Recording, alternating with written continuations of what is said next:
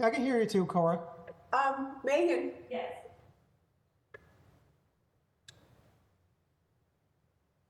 Are they able to hear me? Yes, We can hear you guys. your volume isn't on. Hi, everyone. This is Candace. I just want to let you know we are live. Great. Thank you, Candace. You're welcome.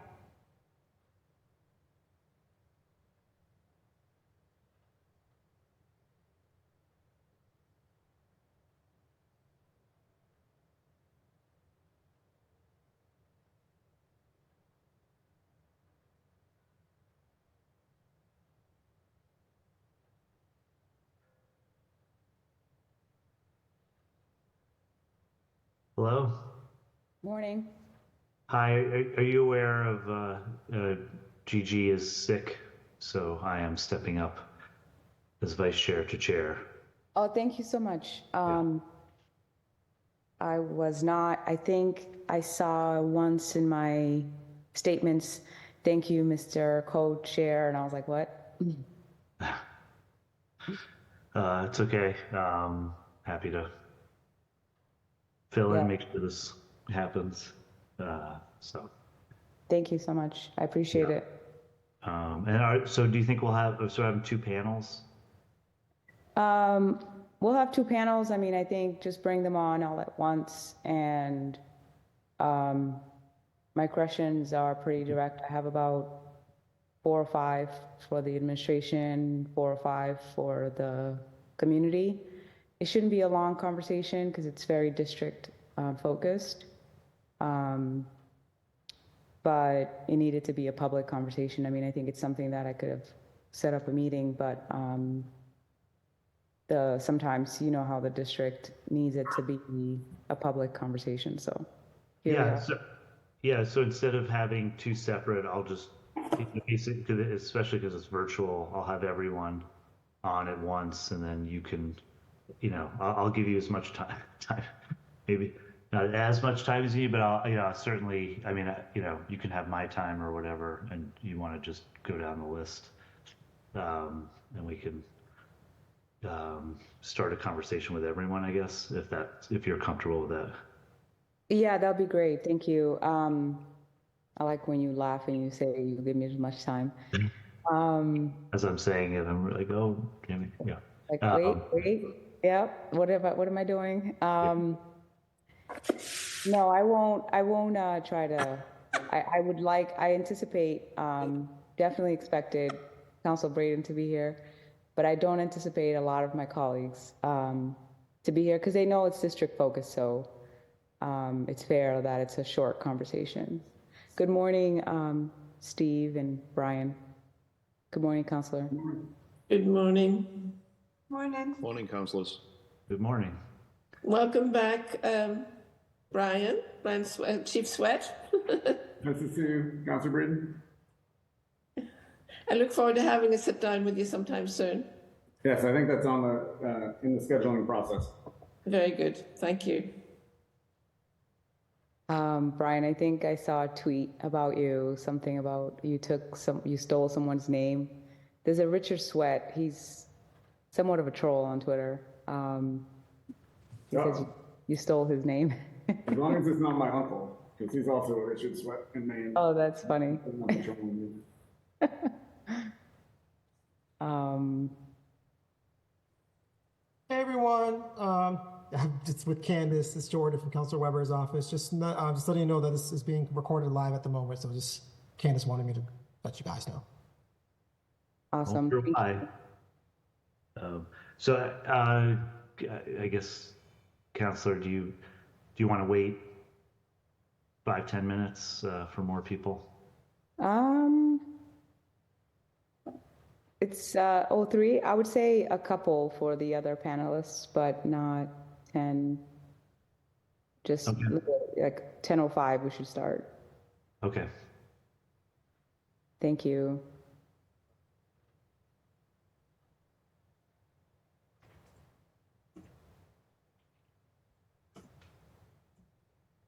And Jacob, do we want to just follow up on our panelists too?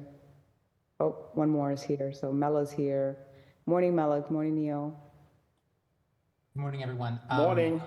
Jacob Board let us know that he is at work, but that I will be texting him in advance of his testimony so we can quickly step out, hop on the meeting, deliver his presentation, and ask questions, and then get back to work. Okay, sounds good. Thank you.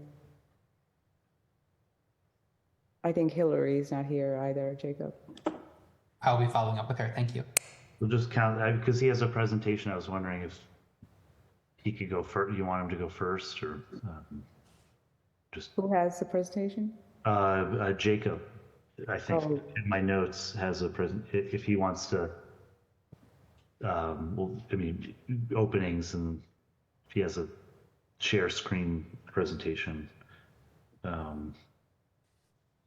Yeah, I mean, I think it's fair Okay. to allow everyone sort of a opening, and definitely the administration if they have one, or if they have some sort of update on the work before we get into the questions. Yeah, I think Okay. Okay. It's 10:05. I guess we'll get started. But Councilor Fernandez-Anderson, I'll let you decide, when to bring in Jacob. But when he gets here, I'll just put him to the front of the line. Okay. Are we ready, Cora or Candace? Yes, we are. Okay. Thank you. Good morning, everyone. My name is Ben Weber, District 6 City Councilor, and I'm the Vice Chair of the Boston City Council Committee on Environmental Justice, Resiliency, and Parks. Today is June 28th, 2024. I am filling in for our chair, Councilor Gabriela Coletta Zapata, who is under the weather. In accordance with Chapter 2 of the Acts of 2023, modifying certain requirements of the open meeting law, and relieving public bodies of certain requirements, including the requirement that public bodies conduct its meeting in a public space that is open and physically accessible to the public. The City Council will be conducting this hearing virtually via Zoom. This hearing is being recorded. It is also being live streamed at boston.gov/city-council-tv and broadcast on Xfinity Channel 8, RCN Channel 82, and FiOS Channel 964. Written comments may be sent to the committee email at ccc.ep@boston.gov and will be made a part of the record and available to all councilors. Public testimony will be taken at the end of the hearing. Individuals will be called on in the order in which they signed up and will have 2 minutes to testify. If you wish to sign up for public testimony and have not done so, please email our central staff liaison, Cora Montrond, at cora.montrond@boston.gov for the Zoom link, and your name will be added to the list. Today's hearing is on docket number 0355, an order for a hearing to discuss ways to equitably fight climate displacement in District 7. This matter was sponsored by Councilor Fernandez-Anderson. Docket number 0355 was referred to the committee on February 14, 2024. This hearing order seeks to strategize against and address environmental racism and its impact specifically on residents in Roxbury. Today I'm joined by my colleagues in order of arrival. Councilor Fernandez-Anderson, who's the sponsor, Councilor Liz Braden, and I do not see anyone else. If they show up, I will let them know they're here. Let everyone know they're here. I'm going to leave it, send it to the lead sponsor for opening remarks, and then we'll see if any counselors want to make further remarks, and then we'll get to the panelists. It's all yours, lead sponsor. Good morning, everyone. Thank you so much, Mr. Vice Chair, for holding this hearing on the issue that is crucial for our district and the city at large. This hearing order hopes to speak, as you've mentioned, to the intersections of major issues impacting the residents of District 7. Boston's heat islands affect disproportionately impacts our district, specifically in Lower Roxbury and South End, where the tree canopy is sparse. In Boston public schools, Black and Latino students have higher rates of asthma than their white counterparts, no doubt as a result of more Black and Latino families living in neighborhoods with lower air quality. A recent analysis showed that a little more than 1,500 of the state's affordable housing units are at risk of flooding waters reaching their buildings once a year on average. In 30 years, Boston alone could have more than 3,000 units at risk. This too will impact District 7, not only because substantial portions of Lower Roxbury and the South End have a lot of affordable housing and face risk of flooding, but because wealthier residents live in flood-prone areas, have the luxury of relocating to other parts of Roxbury or parts in Roxbury where the chance of flooding is lesser, further displacing residents in our district.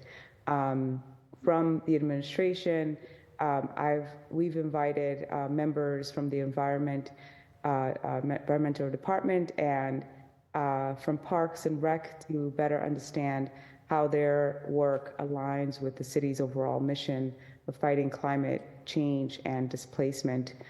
We also look forward to testimony from our advocates who can speak to the picture on the ground in Roxbury where it comes to the heat, and who can also testify as to the ongoing effort to fight displacement in communities of color. I look forward to this hearing. I thank you so much, Mr. Vice Chair. I know that the chair was not feeling well today, and you stepped in last minute, and I really appreciate you for stepping in. Again, thank you to all the panelists for being here, and to my colleague who has joined us as well. Thank you. Thank you. Councilor Braden, do you have anything you want to say on this? I'll keep it very brief. Thank you. And thank you, Councillor Fernandez-Anderson, for holding this hearing, because all of our districts are different and have different challenges, but there's some commonality, especially in densely developed areas like Lower Alston with urban heat island effect, and we have a lot of deforestation. We don't have trees. So I'm hoping to learn from your experience in your neighbourhood and see if there's anything that we can apply in District 9.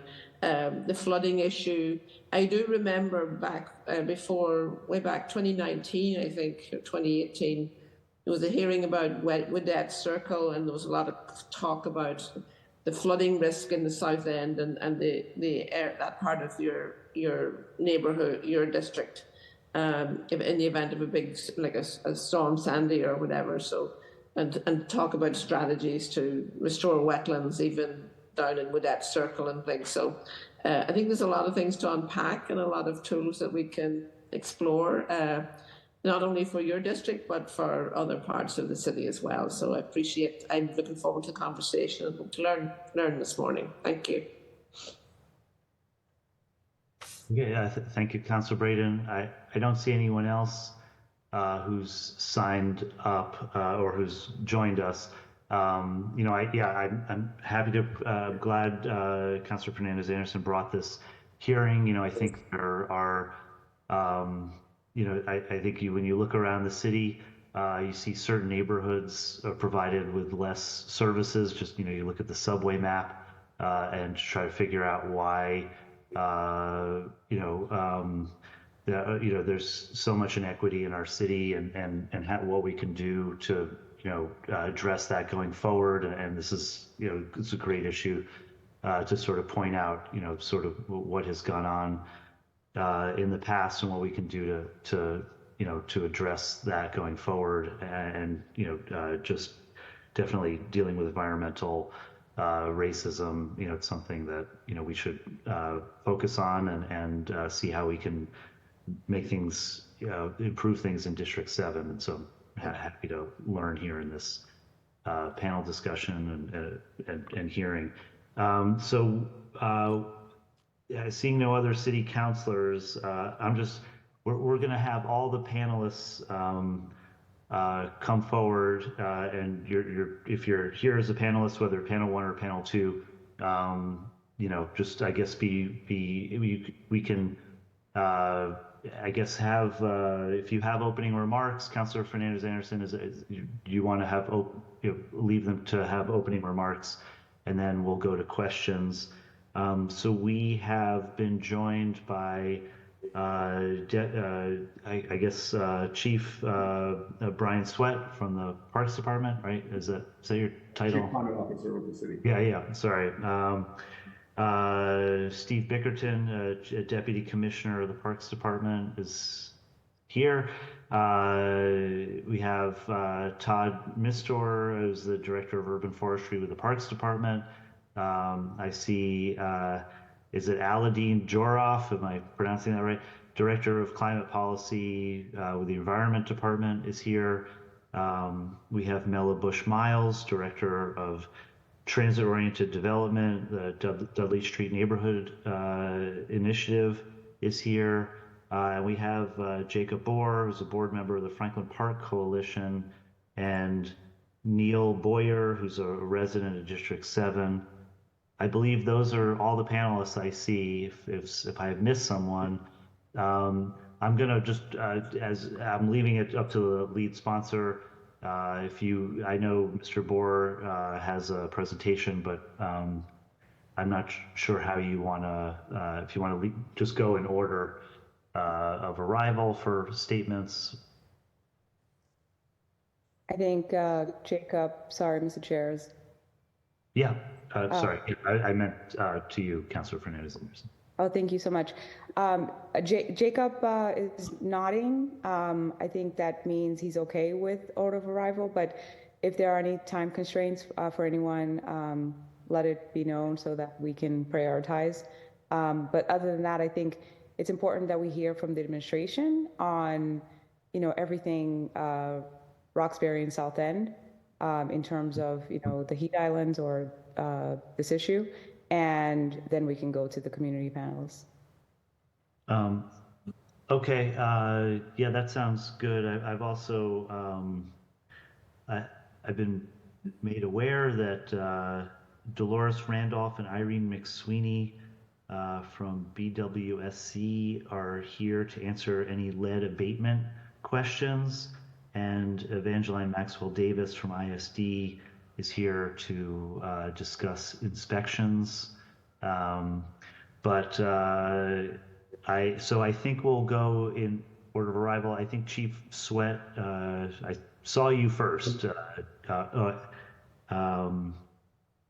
I don't know, there's a hand up from Irene McSweeney. I don't know if you're just telling us you're here or there's some sort of question. Maybe not. Well, I guess, Chief Sweat, do you have... Yes. So Ms. Randolph and Irene McSweeney, I've announced that you're here to talk about lead abatement if there's any questions, and welcome. So Chief Sweat. And before I get started, Councilor Weber and Councilor Anderson, one other person who's on who hopefully can be elevated to panelists, Oliver Solis Garcia, the Director of Community Deal for the city, should be on. I think he's in the audience section. If that's all right. Okay. Ethan or Candace will promote them. I just promote him to panelist. Great, thank you. Okay. Yeah, everyone who's just been promoted, we introduced you before you were promoted, so we're aware that you're here and what you're here for. So, Chief Sweat, I will hand it off to you. Great. Well, thank you very much, Councilor Weber. Thank you, Councilor Fernandez Anderson, for the hearing order. I'm excited to be here, and nice to see you, Councilor Breeden. I am in day 10 of my second tour of duty in City Hall and with in the new administration. But these are issues, the issues that were in this hearing order that I have been dealing with and focused on throughout my career. So I'm excited to be here and hopefully answer questions as well as take questions away and provide further detail down the road. My background before rejoining this administration, I was Chief of Environment, Energy, and Open Space under the Menino and Walsh administrations from 2012 to 2015, and most recently was a principal and the America's East leader for a global engineering design and consulting firm focused on the sustainable built environment called ERA. But early in my career, I was actually a lead paint enforcement officer for EPA Region 1 here in Boston. So childhood lead poisoning is an issue that I have been focused on going on 20 years in terms of the policy and enforcement for addressing that. The issues that I see raised in the hearing order for attention here, in my mind, one is around lead poisoning, and that was clear, in the hearing order. I did invite ISD to be a panelist as well, because lead poisoning and the cause of lead poisoning, a lot of attention has been brought on water, certainly post-Flint, but in Greater Boston and in New England at large, the primary cause of childhood lead poisoning is actually lead-based paint. And that was a primary driver of the rental reinspection ordinance that the city passed in 2013, was to be able to get into rental units in Boston and ensure that those conditions were safe and sound, and that appropriate enforcement of the state's and federal government's lead-based paint laws were in place. It is tied to the same issue set of an older housing stock, similar to lead-based pipes. But simply replacing the pipes will not solve the solution, or will not solve the problem of childhood lead poisoning in Boston or elsewhere in New England. So I wanted both Boston Water and Sewer Commission to be here to talk about their program. There is an exemplary lead pipe replacement program available to residents of Boston to almost fully subsidize the cost of those changes, but also to talk about lead-based paint as a primary source of childhood lead poisoning in Boston and what we're doing to address that. And then the other three issues that really came up as salient, obviously Heat Island and tying that to tree canopy coverage and green space, in District 7 and beyond. So I invited Parks and Rec and colleagues from the Environment Department to be able to talk about our approach to Heat Island, to canopy coverage, to trees, and the issue of outdoor access to green space. Chief Sweat, sorry to interrupt you, but I think some people are having a little trouble hearing you. If you could maybe just lean closer to the mic. All right, let me try. This is my first city council hearing from. Yeah, no, it's we're all learning. I appreciate people working with me. Is that better? Yeah. It was a slight tweak. It was a strain to hear you. I think it'll be easier to hear you. Okay. So with that, I appreciate opening it up to questions, so that we can both answer them from the group of folks that we pulled together from the administration, or take any more detailed things we need offline and get back to you. But thank you for the opportunity to be here to talk about this issue for District 7 and beyond. Okay, thank you. I guess next is Deputy Commissioner Bickerton. Good morning, everyone. I'm here to answer questions specifically to Parks on the issues raised in the hearing order. I think you'll probably go to Todd Meester next. Todd will be well versed to answer questions specific to the urban canopy and our efforts around growing and maintaining that canopy citywide, particularly in District 7. But I'm more than happy to answer questions when it comes to specific investments in parks and green space in the district, as well as I can speak to some of the programming that we offer to help encourage to get people out to enjoy and take some ownership of that green space as well. Thank you.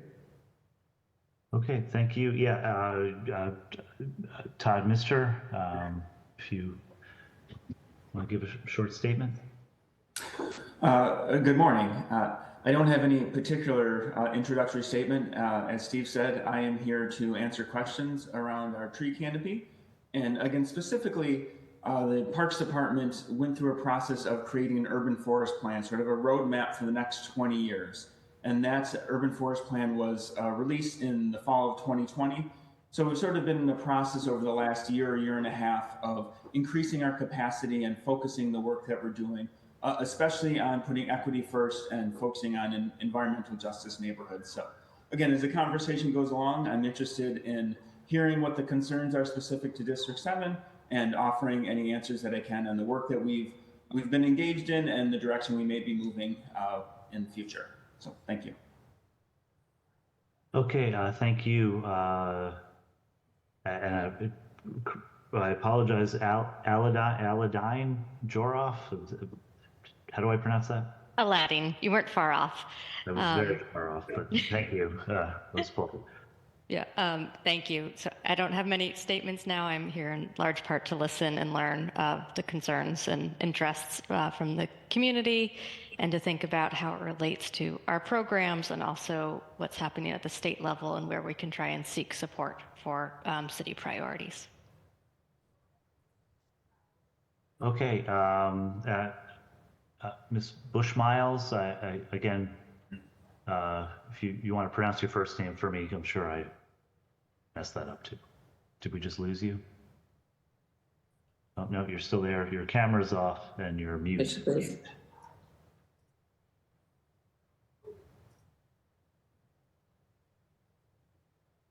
You close your camera's off. I can't hear you, but your mic is not mute. Yeah, I don't hear. Yeah, you can't hear either. Well, how about this? We can come back. Yeah, there is a number you can call in. Is Candace here? Someone who can provide. I mean, you could just call me, and then I could put you on speakerphone. I'm happy to do that, but or if somebody has. Mela, can you log on from your phone?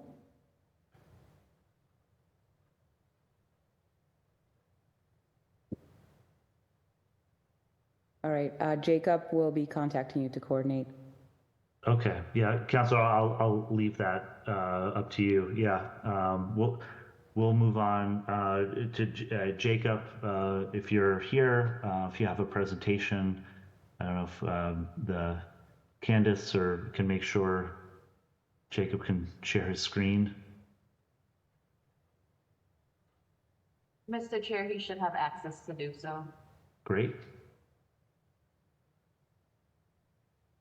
You're on mute, Mr. Bohr. There you go.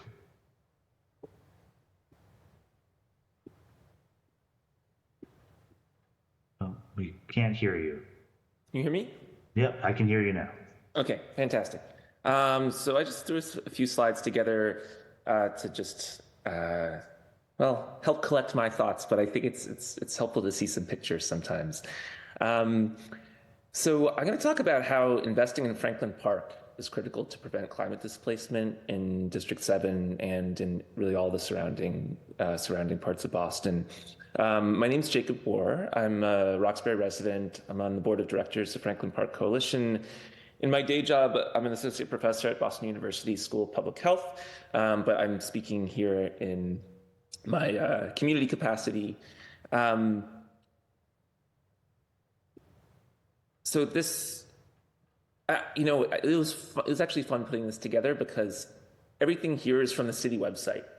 The city's done an amazing job of communication on these issues. And so I just want to highlight a few things that you likely have already seen. And the first is that Boston is going to get much hotter. Historically, summers included just 10 days over 90 degrees, and that could increase to 25 to 42 days over 90 degrees by 2050, which is not that far away. When you look at a heat map, this is degrees Fahrenheit, so differences in degrees Fahrenheit relative to forested rural areas. You see huge differences across Boston.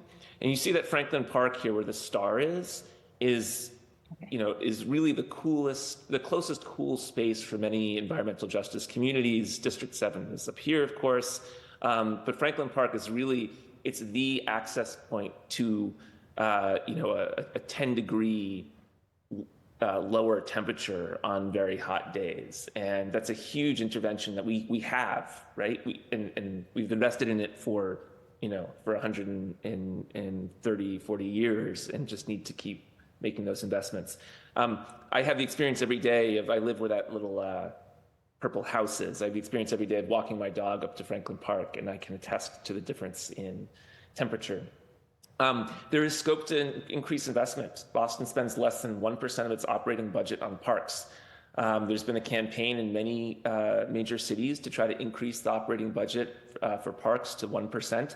So I just want to flag that these are the data from 2024. There's certainly scope to increase investments. The Franklin Park Action Plan provides a roadmap to invest. So the action plan was developed over several years, I think around 2018 through 2022, through a long process, detailed process of community engagement, a really commendable process, actually. Thousands of residents participated. This plan is like 400 pages long. It's super detailed. It's an integrated plan for the whole park. And it was endorsed by the mayor and many city councilors in December 2022. So this is really, if you're looking for how do we invest in Franklin Park, the manual is right here. Thanks in substantial part to the work of Councilor Fernandez Anderson and her office in sort of elevating this issue, as well as to the mayor. There's substantial funding in the 2024 budget for the Franklin Park Action Plan for the operating needs, for increased staffing. So this is maintenance staff, this is the Franklin Park administrator, this is an ecological restoration crew. It's not the full ask that was requested in the action plan, and so there may still need to be further increases, but it's a substantial improvement, and we're excited to see what the Parks Department does with that. On the capital side, there was an initial $20 million from the Winthrop Square garage sale. And this is going to support the capital needs of the action plan for the next couple of years. The Parks Department is engaged in investments around the bear dens, the Elma Lewis Playhouse, et cetera. But the total cost of the action plan could run over $200 million. And so it's sort of this unfunded mandate, and there isn't a clear plan for how that capital is going to be raised. The mayor has hinted that the Boston Unity White Stadium project could be leveraged to increase investment in the park, and I'll come back to that in a moment.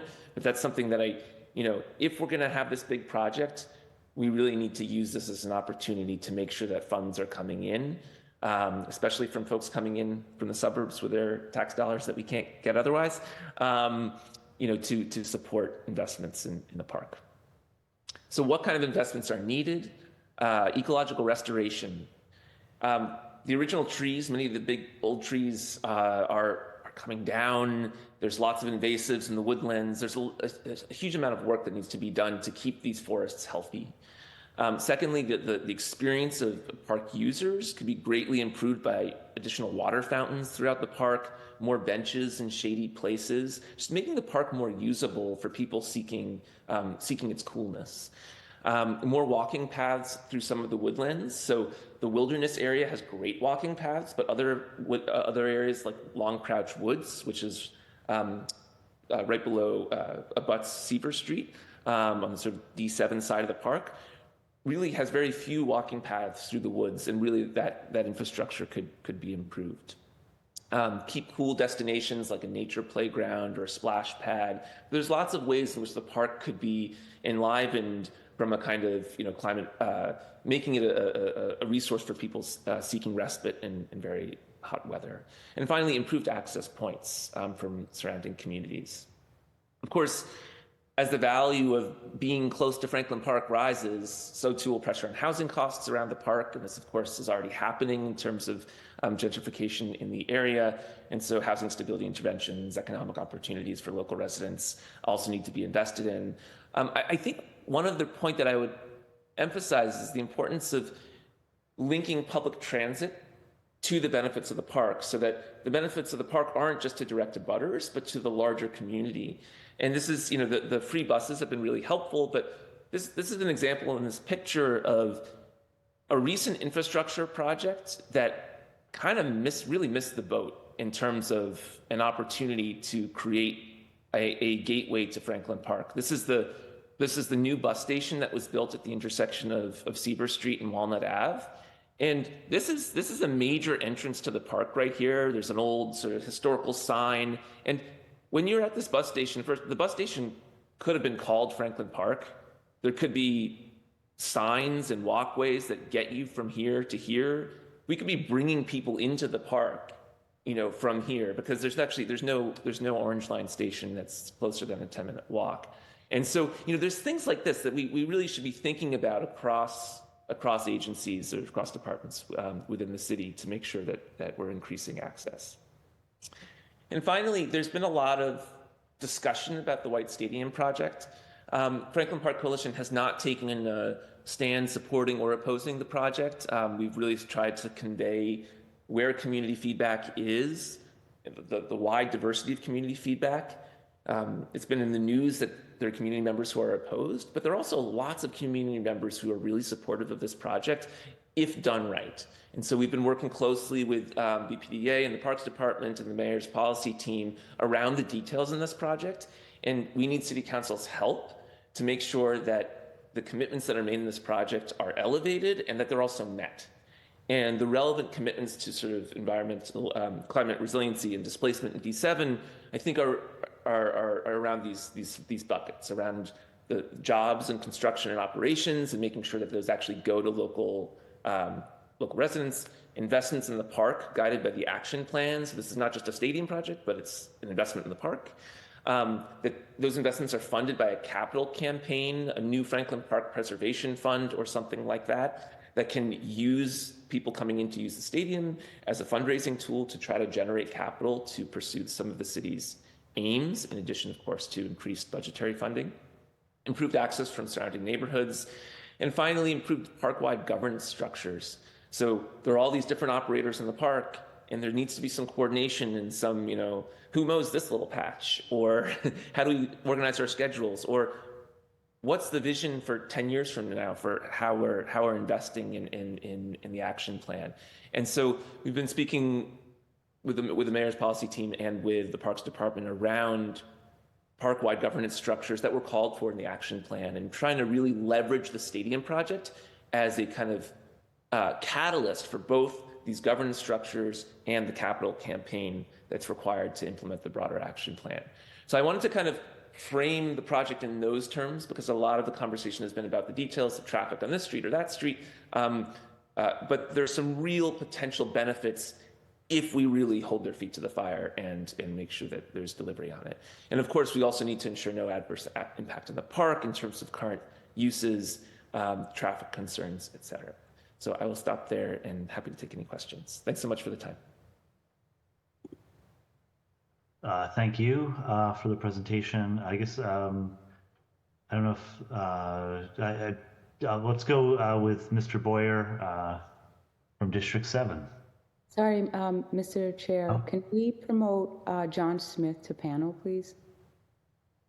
From DSNI? Yes, I hope so. Yeah, he's been promoted. I don't know how that magic trick happens, but great.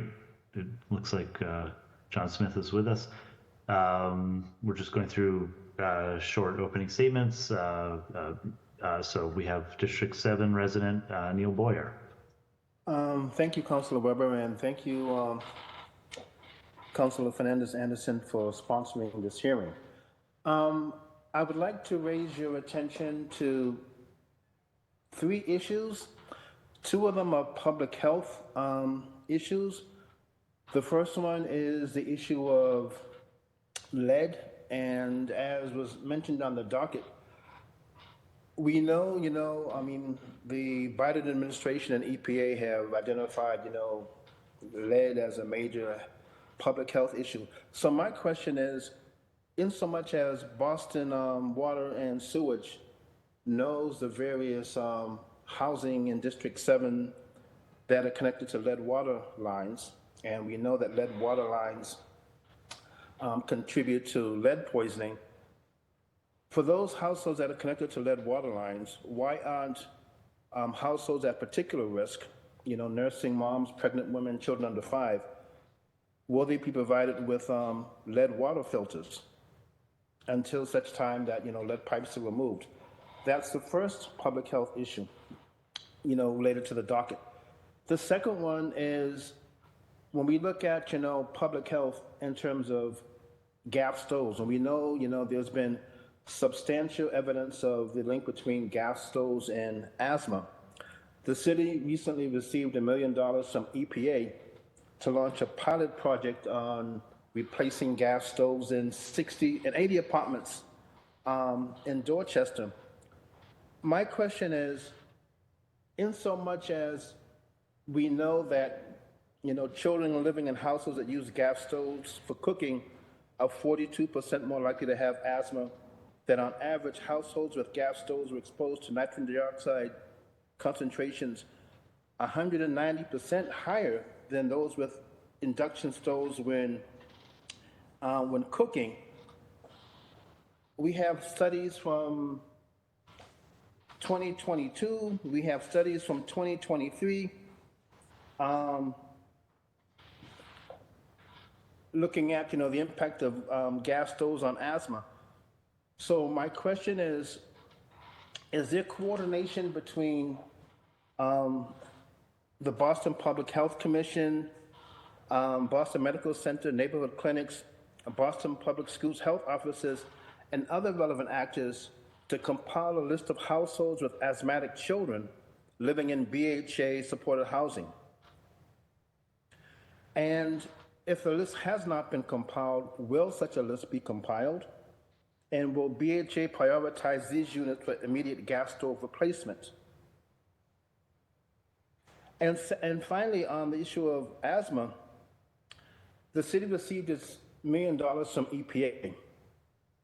Has the city allocated a matching amount from the capital investment budget to replace gas stoves and BHA units for particularly vulnerable households?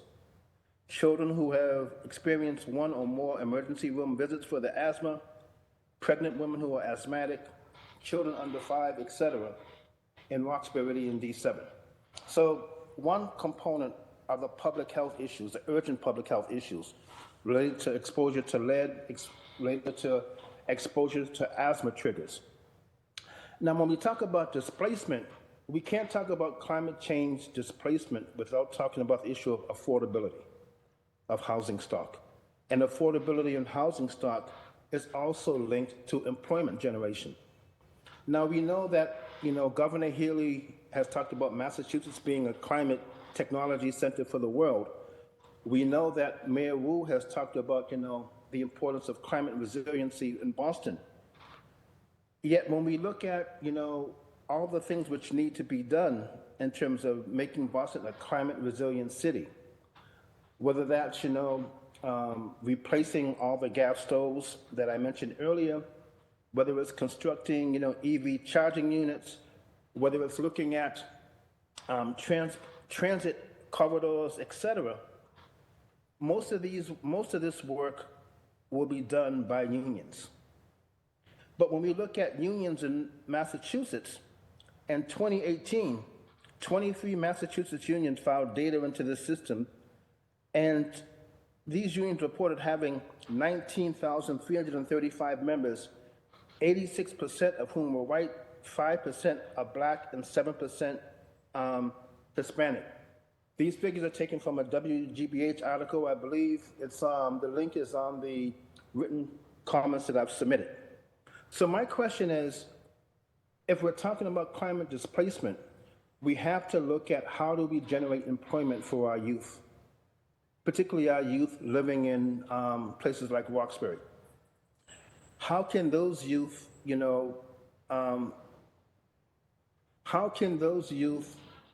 participate and benefit from the climate-related infrastructure, which will be undertaken by the city as part of its climate resilient infrastructure program? Mr. Roy, I'm sorry. I think you're. We have a lot of panels. So if you want to make a final. Okay. My final point is looking at urban forestry. How can we look at each schools having 6 to 8 fruit trees that they can serve as local green spaces for education or climate change, environment, and nutrition? That's it. Thank you. Okay, thank you for your testimony. I think Mela Bush-Miles, have you ironed out technical issues? Yes, I am here. Great. Okay, a short opening statement would be great. Very quickly, I serve on D7 Advisory Council. I'm a Roxbury resident. I'm on the board of a cooperative in Roxbury St. Joseph Cooperative. And I also serve as I don't work for DSNI. I don't know, that was an accidental affiliation.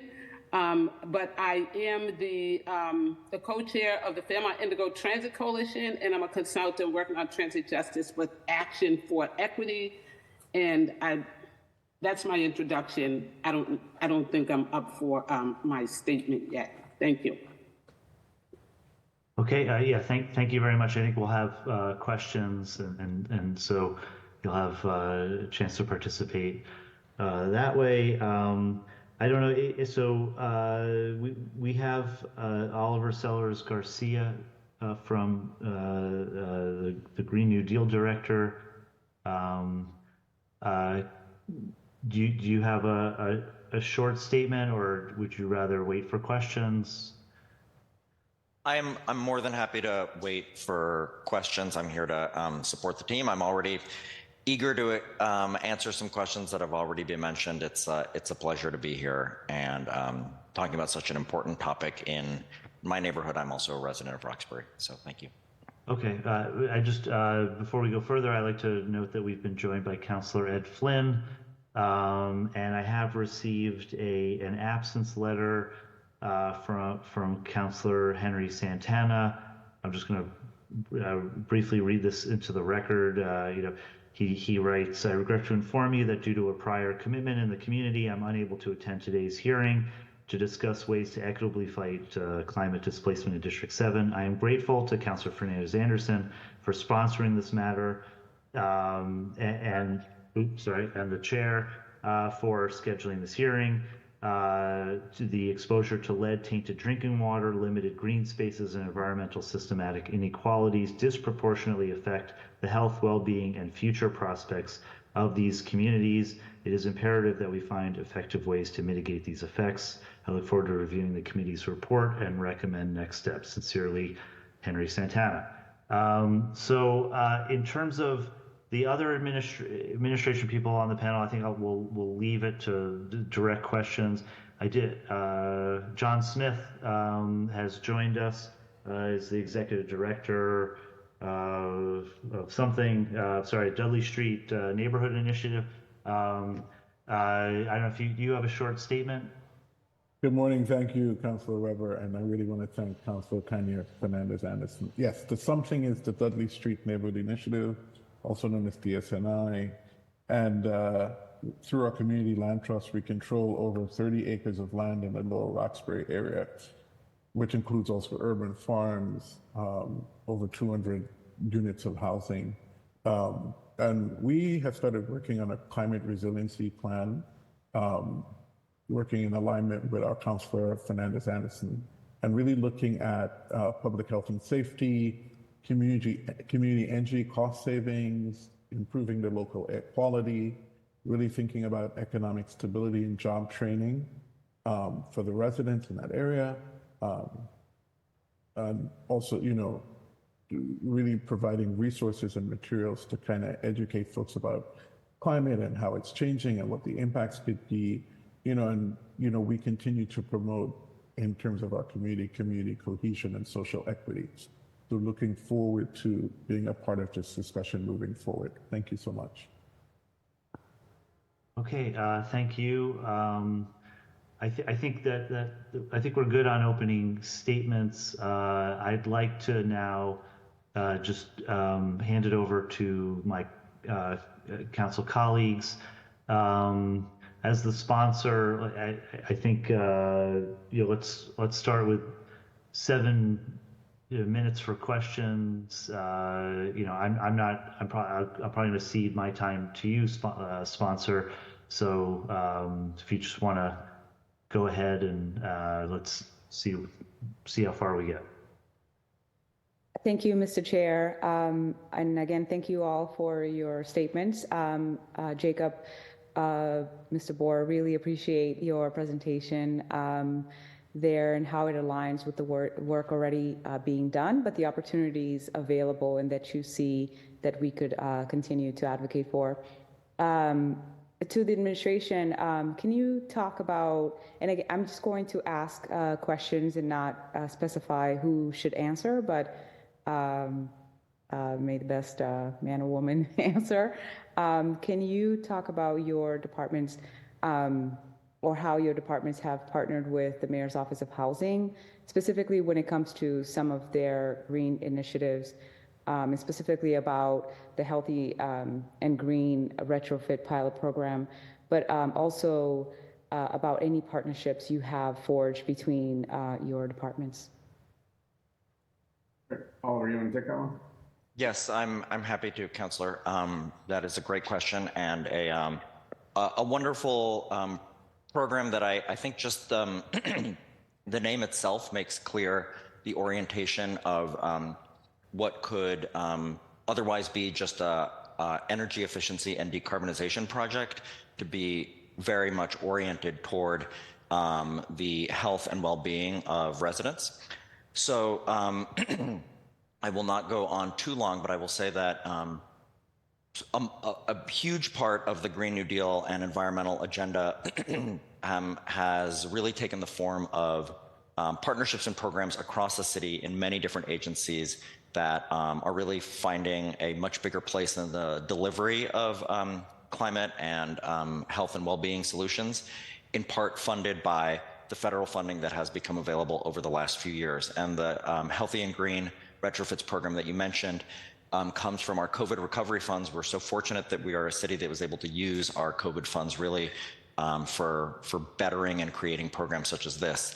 This program is being led by the Boston Home Center inside of the Mayor's Office of Housing, really focusing on doing deep energy retrofits and setting small multifamily buildings from 2 to 4 units to be fully decarbonized while keeping tenants in place and rents affordable. And so a lot of that, every building in the project has its own plan, and they will sort of undergo design and construction that really suits those residents. But the key components are much tighter envelope, removing appliances that use gas that improves air quality. A tighter envelope also allows opportunity for air filtration, which does a lot for public health, for the health of residents.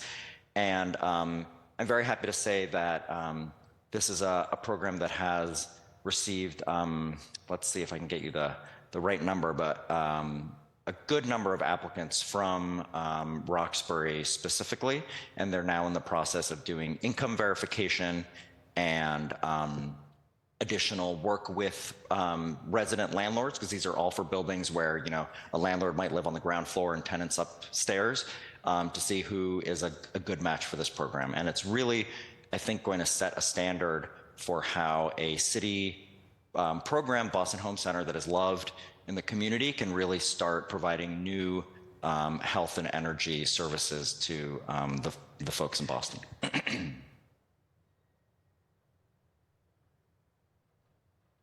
Sorry, you're mute. Yeah. Thank you. Thank you for that response. I'm excited to hear that you're getting a lot of applicants from Roxbury and look forward to some updates if that's okay with you. My next question, how can the city prioritize and expedite the replacement of lead water lines in Roxbury? And I know that there may be already efforts in place, especially with the Nubian Square infrastructure renovations coming in. But just given a high risk of lead exposure for children and alarming disparities in blood lead levels between Black and white children, can maybe the Boston Water and Sewer respond to this? Yeah, thank you, Councilor. Dolores or Irene, do you want to? talk about Yes, the good lead morning, paper. this is Irene. I've prepared a small presentation, if that would be acceptable, I can share that now. Yeah, that's fine. Just for the counselor's sake, I'll pause the time. I'll pause the clock. We'll go, if you're okay, counselor, with allowing the presentation. Yeah, that makes sense. Thank you so much. Okay. And someone will share my screen. Yes, I don't know. However that happens, it's beyond my comprehension, but yeah, can we share? I believe I'm in. Can you see my screen? Yes. So good morning. My name is Irene McSweeney. I'm the Chief of Special Operations at Boston Water and Sewer. We have a long-standing program for lead removal. It's been ongoing since the initiation of the commission in 1977. However, more recently, we've been put under an administrative order with the DEP to remove lead water services. Just a little bit of a background. Since 1992, lead was a major concern in the city of Boston and throughout the MWA's communities. But they did some remedial work on their treatment and did some corrosion prevention, which is how lead can leach into the water system. And you can see since 1998, these levels of lead action through all the sampling that's been done through the communities is now generally below the lead action level of 15 parts per billion. So this is just a quick graphic of how the water comes to the city of Boston. It comes from a reservoir way out in the middle of the state, and then is brought in through different tunnels and storage tanks, and then the treatment plant in Middleborough. So our community, we have about 88,000 customers that receive water every day. We transmit that water through 1,000 miles of water mains varying from steel, cast iron, ductile iron, or copper. Our oldest ongoing system started in 1853, and we do have an annual CIP plan where we replace water mains at a rate about 8 miles a year. So simple facts that may not be known to everyone. In the system, there are 2 sections of the water service. Here is generally the water main that's in this roadway. It then comes to the property line. Boston Water and Sewer owns the part of the service in the roadway up to the back of sidewalk. From the sidewalk into the home where the meter is actually owned by the customer. So in 1934, the city of Boston actually issued an order to stop using lead water services. And that has been replaced with copper water services. That does not mean that we're totally free of lead in our system, because there were many homes in the city of Boston that were built before 1934. The second action level that was taken by the EPA in 1986 was to not allow the use of lead as solder in copper water services and in brass fixtures. They have a new order since 1986 that services are supposed to be lead-free, which means that any material used has to have less than 0.2% lead in that system. So how does a homeowner in the city of Boston know whether or not they potentially have a lead service? If you go to our website, bwsc.org, and you click on lead map, it'll bring you to your address. You just type in your address, and as you can see, these houses that are flagged with red markers, that identifies that you either have a lead service or we're not sure if it is lead. So how do we get addressing all those things? We have entered into a program where we will come out and actually test your water service. And it's pretty simple. A copper water service looks just like a penny. A lead service, if you scratch it, it actually makes an indent in the pipe material because lead is soft. It actually looks like a nickel or a quarter. Some homes have plastic services. We have a very small percentage of plastic piping left in the streets of the city of Boston. Anytime we encounter a plastic service, we do replace them with copper.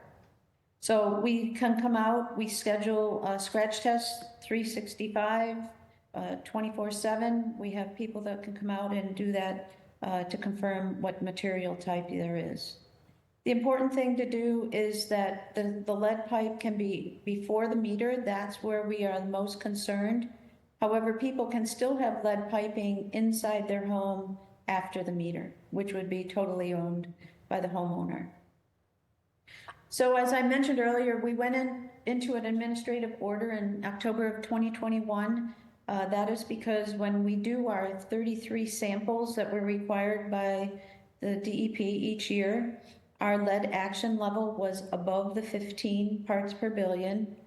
And that means that in those 33 homes, that 3 of them contained more than 15 parts per billion.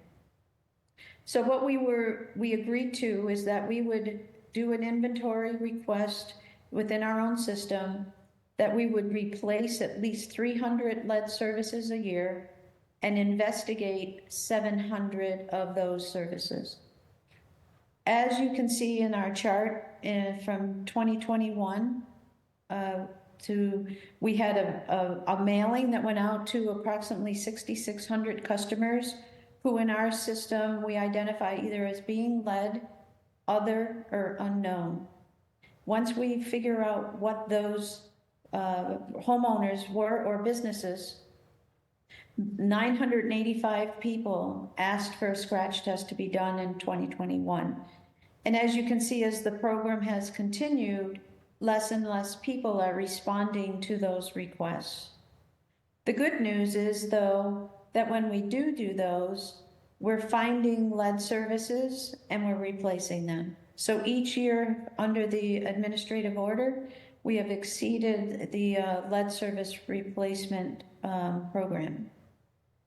And then on the public side, we also do the same thing. We go out and we can dig holes in the street, mostly in the sidewalk, to determine if in the public way the lead service is there or if it's copper.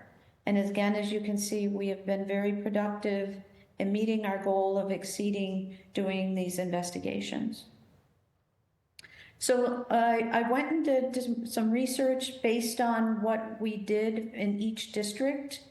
And you can see that in each of these districts, the tall bar is the number of services that we have in that district. So let's take South Dorchester, for example.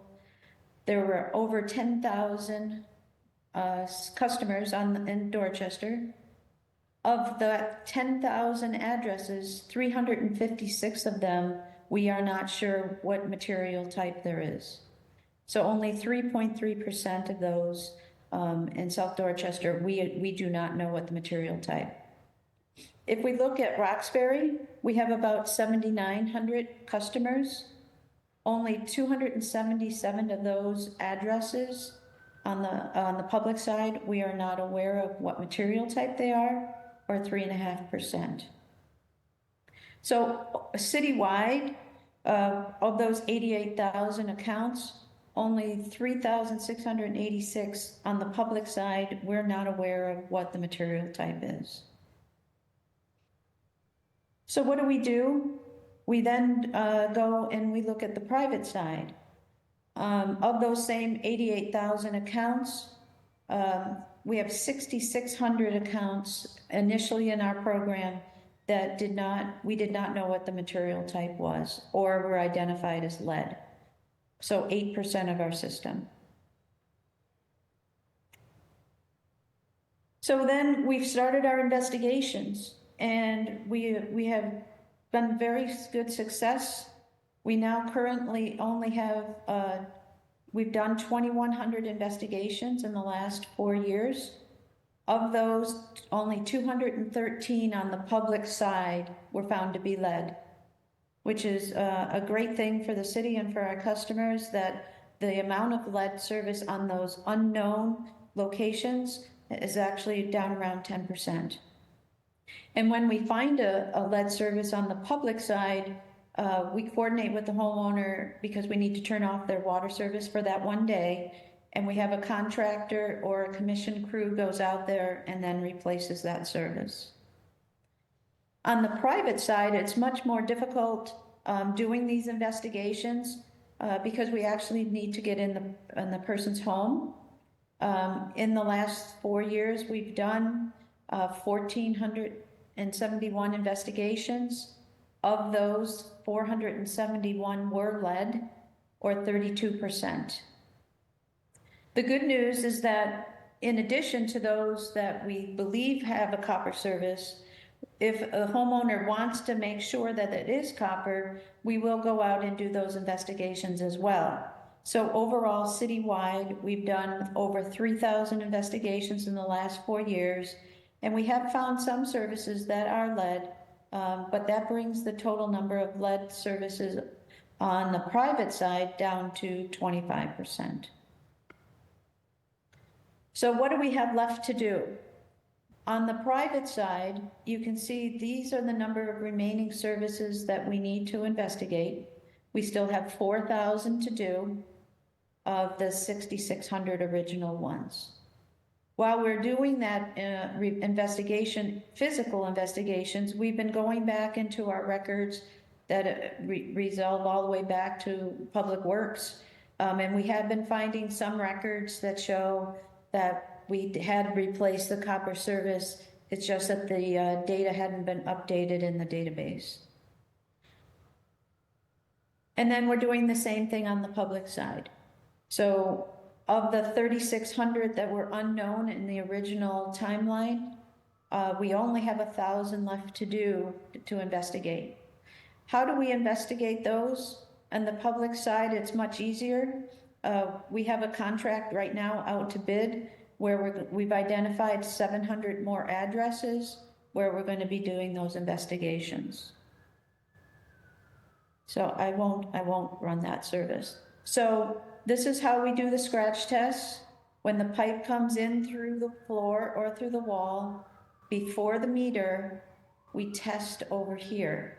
So as you can see, as this water service comes through the wall, I can tell by the material type and the color, even though it's painted, somebody painted it white, I know this is lead because of the connection type here and the thickness of the piping.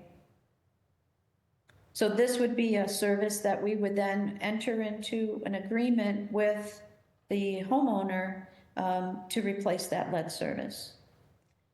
So then when we go to do the outside, you might see in your neighborhood, there's been a couple of little circular patches in the sidewalk. This is where we do a vacuum excavation where the contractor comes in and cuts out the concrete and then digs down. This is your water shutoff. And just for a point of information, right here, this is an old style water service shutoff. So that gives me an indication that the potential of that being lead is a higher probability than if it had a new type of a shutoff, because we would replace that as well. So here is the contractor with his staff digging down at the property line. Here we can kind of get a peek onto the private property as it goes into the home, whether that's a copper service or a lead service. And then on this side is where the city owns the water system. And actually in this situation, this here is a newer shutoff. And when we dug down here, you can tell this looks more like a penny that's corroded. This is copper. So anything that is found to be lead, we then schedule to be replaced, and we work forward with that every single day. So when we do find a lead service like we have here in the ground, it's just before it enters into the home, we have an agreement that we sign up. When we first started this program in the 1990s, we gave a grant of $1,000 to homeowners to help defray the cost of the program. That program then went to $2,000. Then it went to $4,000. But then the ARPA funds came into place, and we submitted a grant application to the DEP and the EPA, and we've been funded for $15 million to do the investigations and the lead replacement. So I'm proud to say that last year in July, we have entered into a program where the total cost of the lead removal is free. So when a customer enters into this agreement with us, there is no cost. But this agreement gives us rights to enter their property and do the lead pipe replacement. So how does that line removal actually happen? Generally speaking, we dig in the sidewalk or in the right-of-way. We just have to dig basically one hole, and then the contractor gets into the basement with the coil of copper and actually strings a cable through the existing service and then pulls that lead service out and puts a new one in its place. So in the interim, between the time that we do the test for the lead service and we find that there's lead in their home, we can then tell them, based on the size of the pipe and the distance from the street into their home, how much water they need to flush out of their system every day before they were to use the system. And that's very easy. For most people, it's 2 to 3 minutes. They turn their faucet on. It removes any of the water that's been in contact with a lead pipe. In addition to that, when we do a partial lead replacement, because sometimes we do the part in the street during the day and then we come back the next day, we also provide them with a pitcher and a filter that removes lead. So any water that they want to drink or consume or use in cooking, they receive that pitcher. If it's a 3-family, we provide them with 3 pitchers and 3 filters. We went and we purchased the best filter on the market today, which actually filters lead removal for 6 months. So in the interim between when we find their lead service and we replace it, when it's been a partial relay, we provide them with that filter. So, and then when we're done, we actually give them this summary, and that tells them that what they should do after we replace their lead service, because sometimes the lead can get trapped within their own system. We request that they flush their line for 30 minutes. That pulls any material that's fallen off the service pipe when we do the work. And then we recommend that they continue to flush their system for 30 days after the lead service has been removed. So we give these tips to people. Brushing your teeth, you should make sure that you flush the system. You only want to use cold water. You never use hot water from your hot water tank. For cooking, you should be flushing your system on a regular basis. Your aerators on your kitchen faucet and your bathroom faucet, you should remove those regularly, because sometimes sediment will build up on those, not necessarily from your own system, but from anything. And that helps keep the system clean and safe for the people. So how do we get this information out to our customers? Well, Dolores Randolph, our Director of Communications, does a great job. She does public meetings. We've educated the Public Health Commission. We did a similar presentation with them several months ago, where the health inspectors who are going out looking for lead paint actually will be looking at lead services as well, coming through the foundation. If they see it, they recommend that the homeowner reaches out to the commission. They gave them these brochures. We do flyers. We do annual mailings to all our customers with unknown or lead services, recommending that they reach out to us and do so. More recently, we did 2 ads in newspapers letting people know that the program is now free and that we're hopeful that people engage in that. We did find that through the years, making phone calls is not the most effective way of getting customers to respond. Oftentimes, they don't return our calls. But what we did, we've just initiated a new pilot program. We hired some interns this past summer, and we decided to go to Roxbury first with this program, and they're going door to door with flyers, with these brochures. If no one's home, then we leave the notice on the front door to please call us. We've reached out to 60, we've actually got into 60 homes so far, and I believe we've found 9 lead services so far. So again, Sorry, Irene, we have a lot of this is an incredibly informative presentation, and I'm very impressed with what the city is doing on this. But can you wrap this up soon? I think I'm right there. Okay, great. So the most important thing from today's presentation is our lead hotline number is 989-78888. So if you want to have any of your constituents enter the program and find out whether they have a lead service or not, that line goes directly to Dolores's group. We would really appreciate any help and assistance from public outreach that you have in helping us get our program 100% complete. Okay, thank you very much. So I want to be conscious of other colleagues who've shown up. So Councilor Fernandez-Anderson, you have 2 minutes. You want to follow up on that, and then we'll come back to you. But I know Councilor Braden has been waiting patiently, and just like to give her a chance to ask some questions. So Councilor Fernandez-Anderson, 2 minutes. You're on mute. Thank you so much, Mr. Chair, and Irene, thank you so much for that very educational presentation.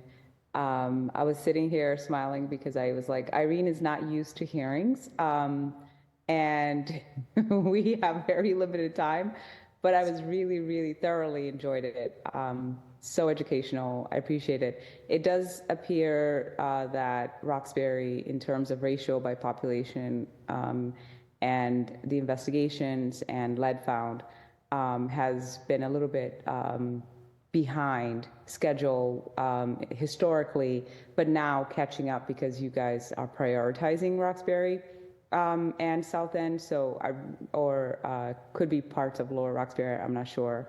But really appreciate that you guys are looking at it from an equitable lens, it seems, because the numbers are catching up. And is it okay if we have a copy of that, of your presentation? You went 10 steps ahead of my questions. So some of my questions in terms of you comparing by neighborhoods or looking at specifically, locating the pipes and where you are in investigations. So I appreciate that and would love a copy. No problem. Thank you so much. Mr. Chair, I'll pause for now and return to questions after this. Okay, thank you. Just before handing it off to Councilor Braden, I had one question for Irene. Listening to your presentation, it seemed like, I think you said 1,000 miles of pipe in Boston. We replace 8 miles a year. I think that would be 125 years to replace the pipes at that rate. Is that normal? Are we not going fast enough? If you have a quick answer to that. Yes. So when I first started in the 1990s, we were doing about 20 miles a year, cleaning and cement lining and replacement. What we do is we have about every 5 years, we do a report that analyzes the replacement rate required. Because we've been pretty aggressive through the 1990s, 2000s, and 2010 time period, that rate has been projected to lessen. So we are on track with what we think is a sustainable replacement program. Thank you very much. Councilor Braden, I'm going to give you 7 minutes. Oh, I'll see if I need 7 minutes, but thank you. This has been incredibly helpful. Irene, I'd love to have the presentation as well. I think it's incredible, really good data and good information in that. My question is more also along the lines of lead, but more in the sense of lead paint in our older housing stock.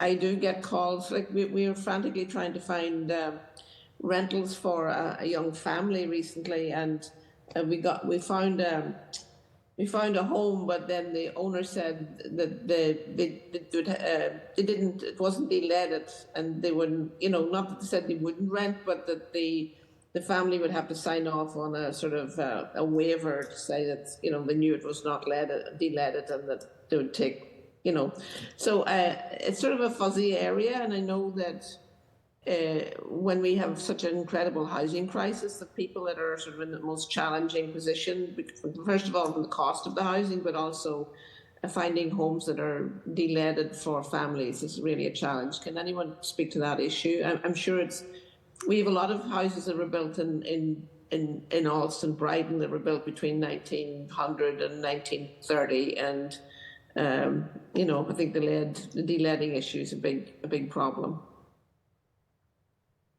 And maybe that's not a question for anyone here, but I can go talk to somebody else about it. It might be in the right direction. It's a great question, Councillor. Eva, are you still on? Do you want to come on and talk about the ISD's inspection program?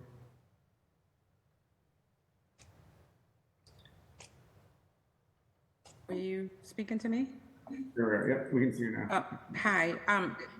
Our take on the lead inspection, we are lead determinators, our housing inspectors. We actually do lead determinator inspections if complaint driven.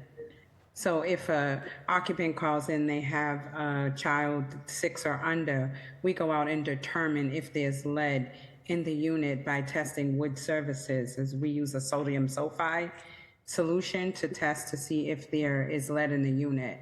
And if there is, then we write a legal order directing the property owner to de-lead the surface. So I'm not really sure, and that's not really answering your question.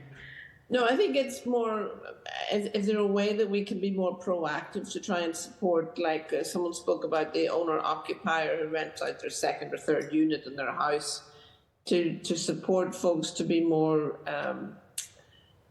they're basically not renting to families because they don't want, and that's illegal. You can't discriminate against families, but they're making it, they're putting the rents up to such a level that families can't afford them. So they sort of are excluding families from being even able to rent. And a lot of it, the motivation, may be that they don't want the hassle of having to de-lead their home.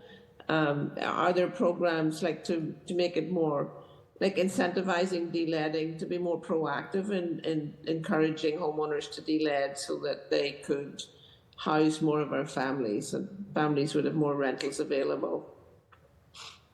I think the de-leading is a disincentive. The de-leading issue is an incentive for folks to make it impossible for families to rent, in my opinion.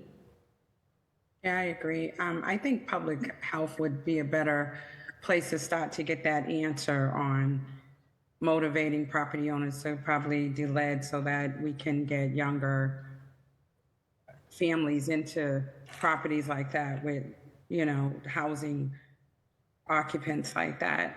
Our program, we don't inspect owner-occupied units unless it's a complaint. So, yeah. There's a lot to unpack there. So I'll talk to the folks at Public Health. And then the other question I had was for Todd about the forestry and climate change. I know in some of our local parks, we're seeing some of our native species, oaks and whatever, they're getting sick. They're old, but they're. And do you anticipate, like in terms of the health of our woodlands in the city, the urban forestry, in problems with, different insects coming into our space? and also with climate change and climate patterns, how it's going to stress our native species here, and what we can do to build resilience in our existing woodland so that we don't get wiped out like I think it was the chestnuts way back when in the 30s. It was almost eradicated, or Dutch elm disease, or things like that can really devastate forest and woodland in the city. Well, that is an excellent question, Councillor. And yes, we have a history of, one insect or disease after another has come through and devastated especially in our urban areas. I mean, chestnut blight wasn't so much in urban areas, that was just in forested areas, but Dutch elm disease, more recently, emerald ash borer. So ultimately, we want to look at diversity. How can we diversify the trees that we're planting and, the trees within a given area?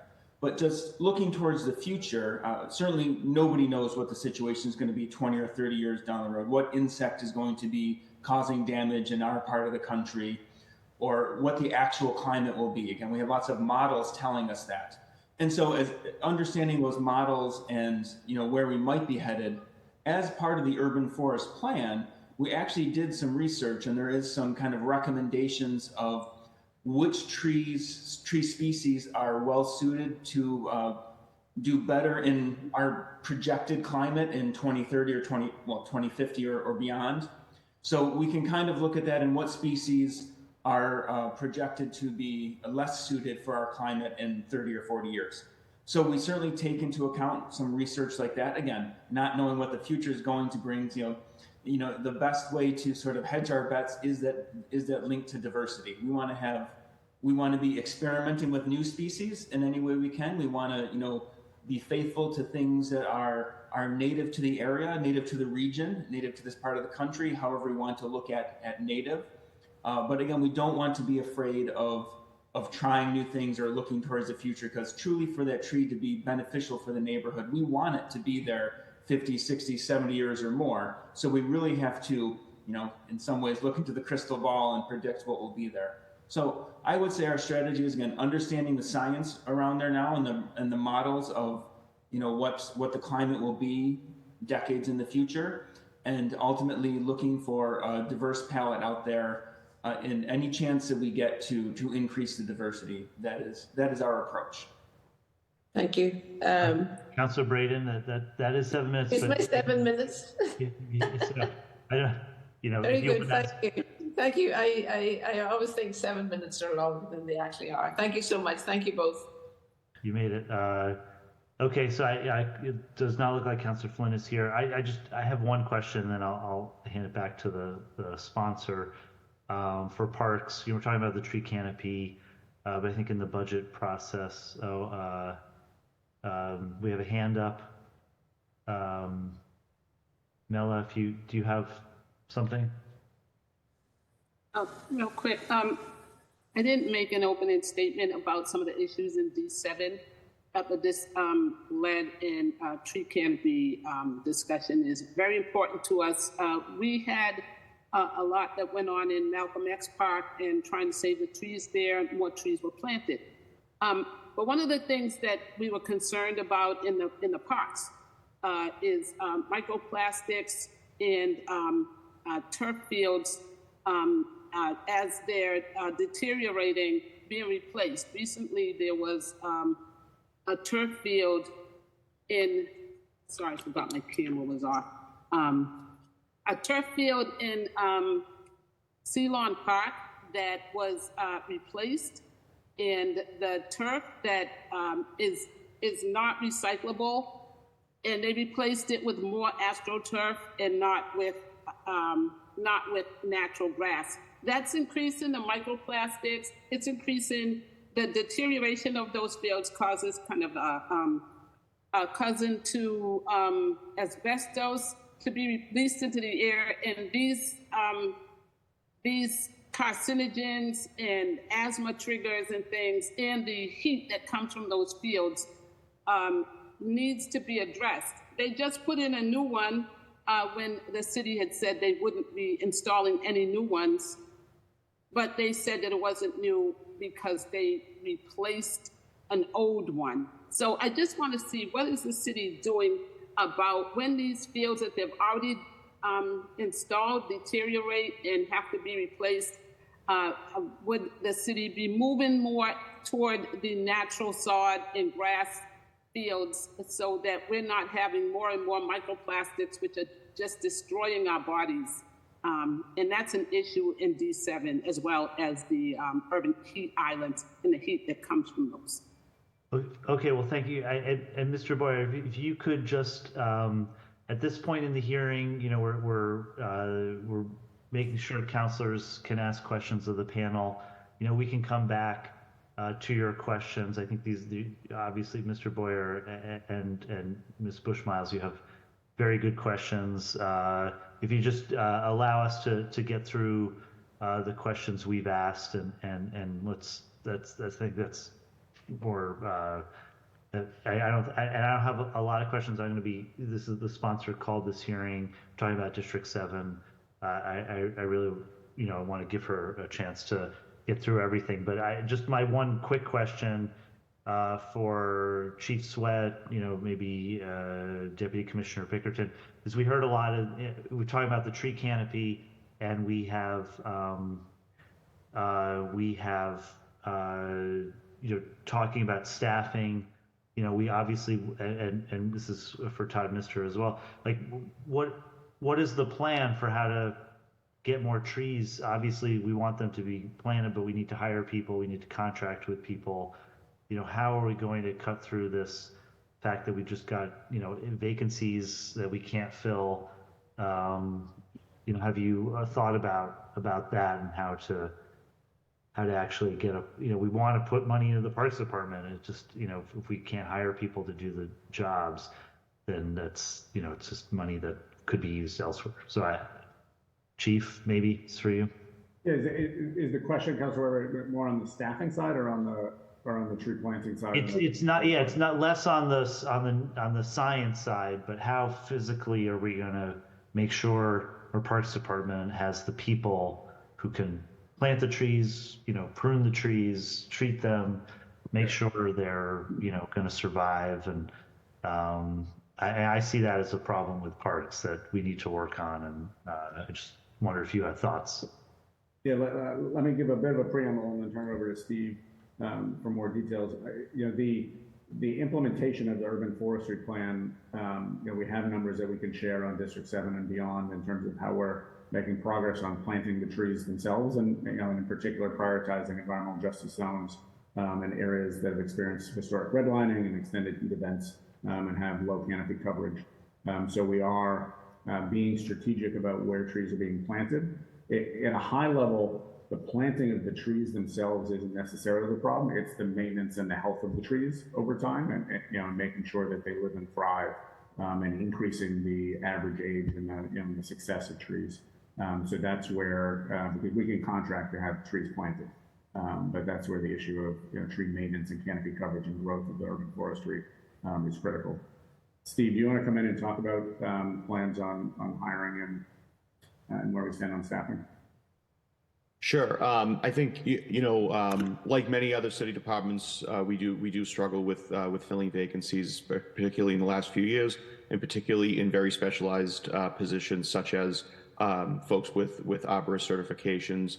Just like in our maintenance division, we struggle to find licensed plumbers or people with CDL licenses to operate our larger vehicles, that type of thing. However, this administration has made significant investments in the urban forestry division.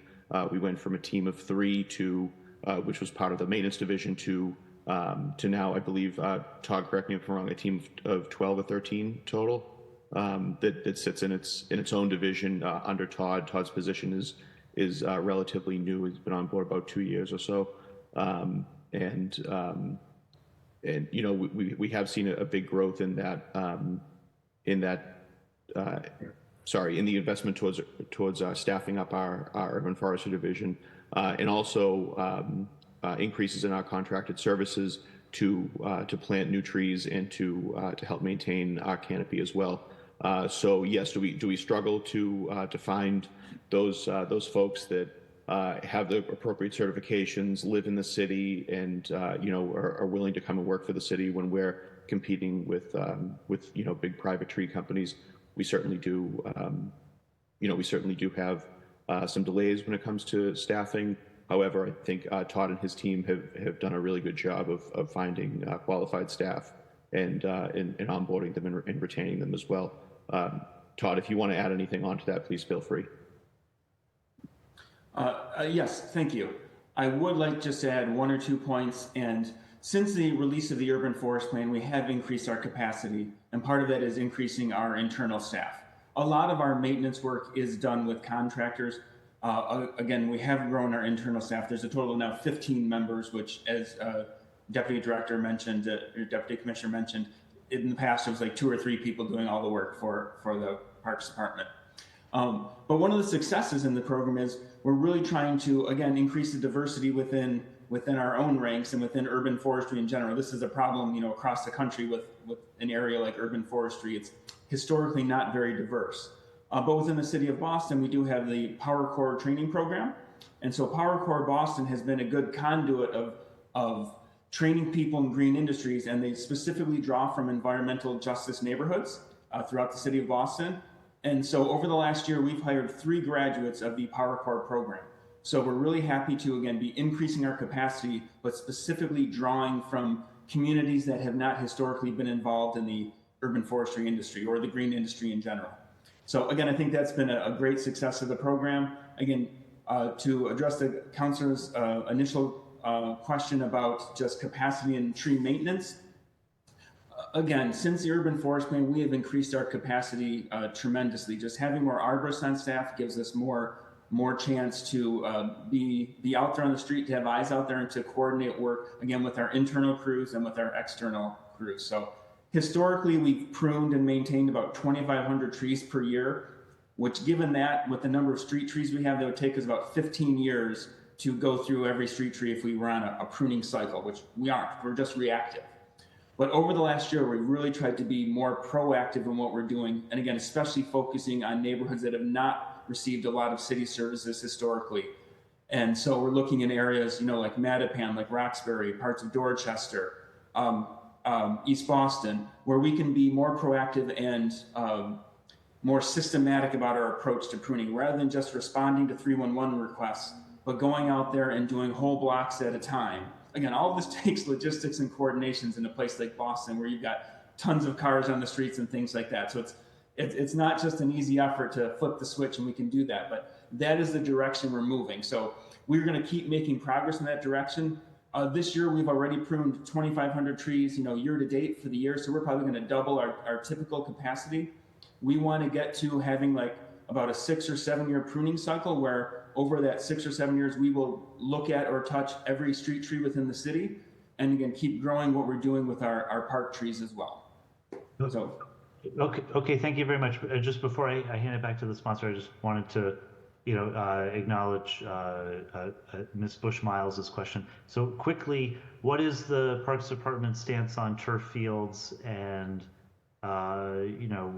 in terms of its impact, negative impacts on the community, and,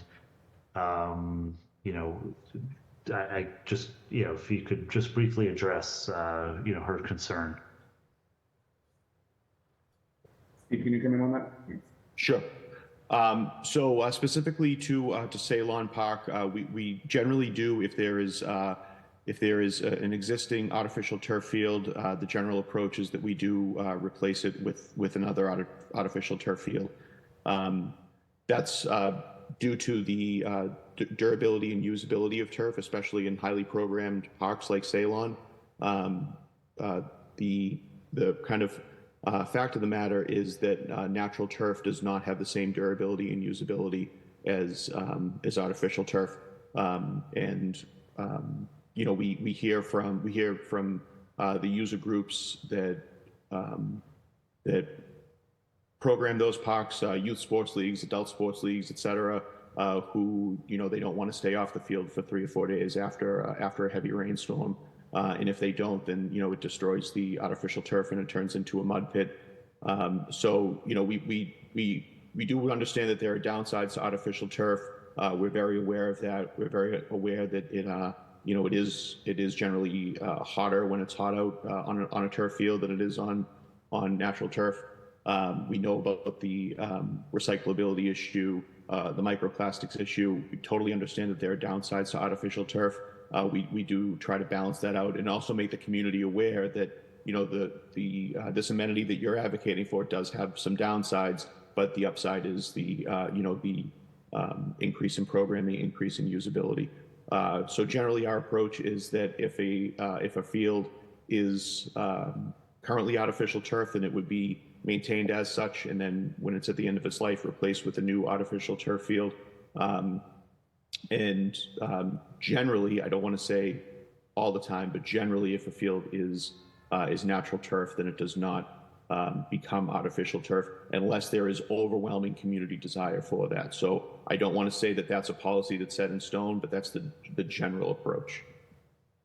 Okay, yeah, and just I had heard that there was a healthier alternative in the artificial turf, like a cork filler. I thought the main problem was you're grounding up car tires, for the little rubber pellets. But have you looked into that alternative on the artificial turf?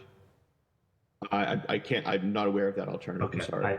Maybe it's an urban legend, But okay, sorry, Councilor Fernandez Anderson. We'll just, I'm going to set the timer at 7 minutes, just to check in. And back to you. Thank you, Mr. Chair.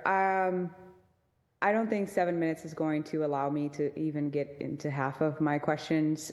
This is about District 7, and it feels like I asked 2 questions in this entire time, and I know that we've had such amazing presentations, but really want to ask for time to really get into my questions, because there's no way that this conversation is going to be productive if I can't get into my questions.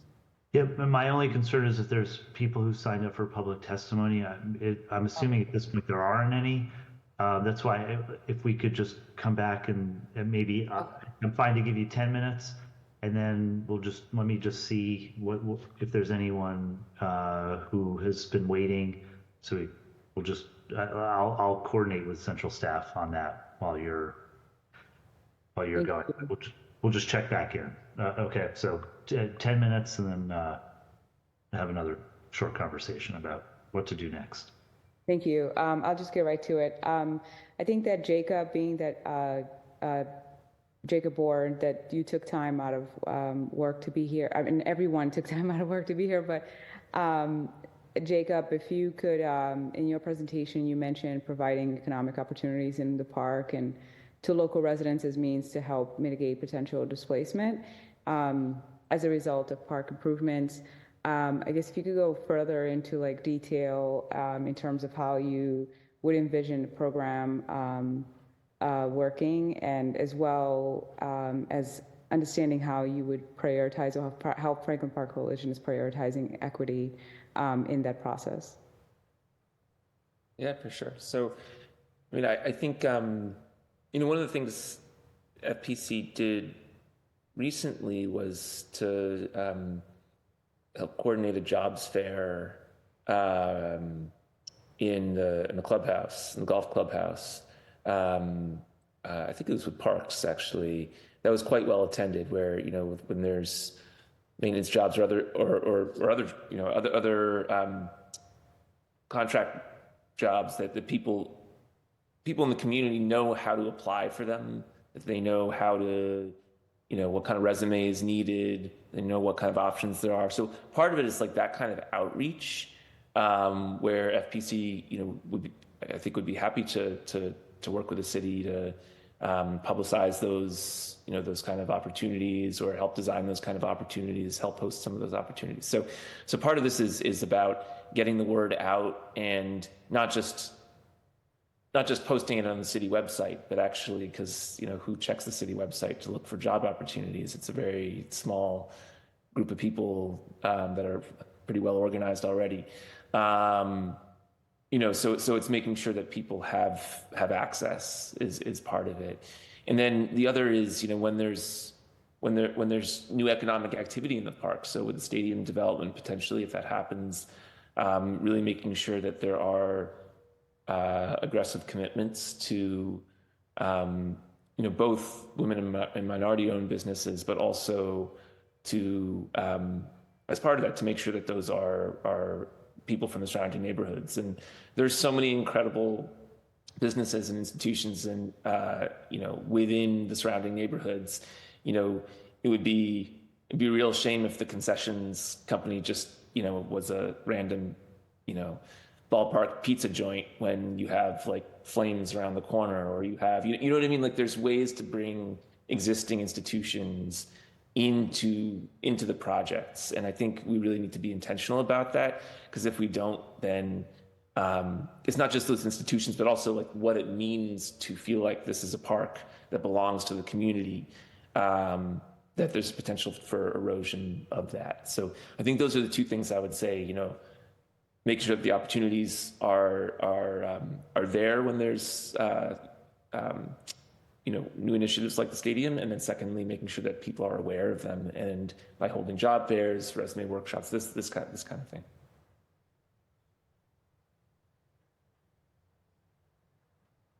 You're on mute, Councillor. But we welcome your feedback also. Thank you so much. I really appreciate you being here again, once again, and your insight. I wanted to, I think it was Todd who was talking about the, how many current arborists. Did you mention 15 are employed, or is that total in team? That is total for the urban forestry team. That includes myself, an admin assistant. We have a tree warden, 4 arborists, and then our field staff over at Franklin Park. Would you say you spend more time maintaining the existing trees or planting new ones with your team? That's a good question. I'd say quite a lot of work goes into just the coordination of planting trees, because it's more than just putting it in the ground. There's a lot of prep work of logistics of finding the locations, and part of that is removing the trees if trees are diseased or dying and have to be removed. So I would say it's probably equally split. Okay. Can you tell me what current specific measures that you're taking or being taken to increase the tree canopy in Roxbury and South End, and how can we ensure these efforts are sufficient to reduce oppressive heat and improve quality? I know that there are some priorities in terms of looking at your map, in terms of what direction you were going to, starting with Chinatown. But if you could speak to that in terms of to improve air quality in these neighborhoods. Well, again, ultimately, we're looking at improving the tree canopy, increasing the tree canopy, and all the associated benefits with that, which is air quality is one of them. Just ambient temperature in the neighborhood can be improved, and filtering particulate matter. As has been mentioned in our urban forest plan, we did accumulate some data and look at kind of these priority zones that we established.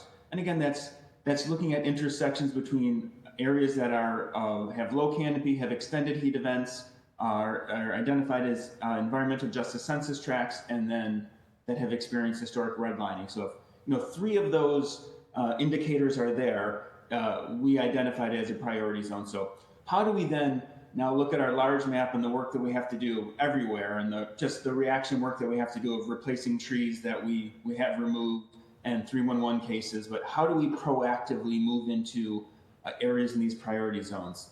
And we've approached this in various ways. One, we want to make sure we have better communication with the public, and that's through just easy communication with our office through an easy email address, easy phone number that has 635 tree. We produce flyers that we take to community meetings. I will go to any civic association, any block club that wants somebody from urban forestry to come. I will show up and come to one of their meetings in an evening on a Saturday, whatever. I'm happy to talk to residents and let them know about our program, especially about our residential tree planting program. We actually can put trees where there haven't been trees historically if there's space in the sidewalk. Again, not every sidewalk in the city of Boston has space for new trees in its current configuration. But again, we want to be in dialogue with abutting property owners and again, have that interaction about how this will change the area around their house. Again, there's things we may not know about, of maybe there's, somebody that has special needs that, parks the car there and has to make sure the door swings open a certain way. And so, did you have a follow-up that you wanted to ask there? I do. And the detail takes away the time, and I'm sorry we're so restricted here. Thanks, Todd, for that. I guess I'm interested in an inventory. I know that you have a map, but we understand where the areas are impacted are, the priorities. But do you have an inventory of like these sidewalks that can take trees? For example, if you know that Lower Roxbury is the second to suffer or the highest impacted, have you taken an inventory of where you should create open space or add trees? I'd say that's part of an ongoing dialogue with other city agencies, because again, that involves Public Works, Transportation Department, Planning. So yes, those conversations are going on. Do I have a map that could be published tomorrow and just these are the spaces? Again, that is work in progress. And that's good enough. That's great. Just obviously I'm super interested in the follow-up conversations. Would love to be included. Very thankful that I think when Chief Mariama was around under our current Commissioner Woods, we got an agreement from Parks to add the water feature at Leetown Common. So very grateful for that and looking for other opportunities such as that. Across from Madison, I think there's a state-owned property, the rocks over there, pretty dry. I know that Roxbury Resiliency Corridor is going to be, redoing. I don't want to use the word revitalizing as if the neighborhood is dead, but just adding or evolving those areas. Creating greenways, so looking for more opportunities to add water features as well. In addition, do you have any thoughts about that, Commissioner Sweat or anyone else? Sure. I haven't had a chance yet to be briefed on the concrete plans in terms of where we're adding water features to parks, but I know that it is a priority is within our urban heat plan is to increase access as well as increase seasonal openings. So this year we opened early, and that was ended up being a good thing given the heat wave we had a couple of weeks ago. That our spray and water parks were open, and we're constantly looking at how to make sure that the season aligns with when the highest utilization would be. Sure. Happy to follow up with you. A lot of my focus is environment. I don't talk much about it or advocate much through policy because I know that it's the mayor's priority as well. So I feel it's a moot point to sort of double down on something that's already been invested in. So I try to focus my energy and time in things that I know has less attention. But environment is extremely important, climate displacement, commercial displacement, housing displacement, all obviously an entire ecosystem that I would like to go further into and show you some of the projects that my office have created to move forward in District 7. One of that is creating a real tangible example of fighting commercial climate displacement by way of beautifying and revitalizing business corridors. And so that includes Roxbury Resiliency, that includes the art corridor, which is called the Ottery in Roxbury. And I think that just sort of looking at holistic ways of bringing amenities to Roxbury, we're going into a spatial mapping study with MIT to figure out exactly what the needs of the Roxbury is. I think we're working with transportation and BPDA on these plans, but I think this totally has to be connected with parks in order for us to be holistic about our approach. So I think I'll leave it there and pause because I know my time is up and the chair is just being courteous, and then come back with my other questions. But thank you very much. Just know that we are currently actively working on many things that I would love to get together and talk further in details about how we can all partner on this. I look forward to it. Thank you. Yeah. Okay. Thank you. The 10 minutes. My understanding is no one has signed up for public testimony. I would just, Councilor Braden is still here. I don't know if you wanted to ask a follow-up question. No, I really feel, thank you. This has been a really incredible hearing. I've learned a lot, and, I really stand in solidarity with the folks in District 7, given the challenges they have, and the wonderful gem that Franklin Park is, sort of the lungs of our city. It's a really important resource for the whole city, and I hope that we can do the investment needed to preserve it and continue its health and vitality for another 100 years. Again, I look forward to talking with Chief Sweat and the others about the issues that pertain to Alston Brighton going forward. I know our parks are in need of a lot of love at the moment, yeah, I really appreciate all of you this morning, and thank you for your great information. And I will continue the conversations. I have the follow up on the leading and the heat island issues are all ongoing. So I appreciate all your input this morning, and thank you for all the great work you do. Okay, thank you, Councilor Fernandez Anderson. I can give you a third round, but just before I do that, I know that Mr. Boyer had his hand raised.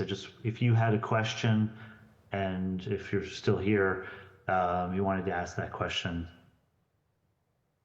Yes, the question I wanted to ask is the issue of where does the issue of urban orchards feature in terms of urban forestry? Both orchards?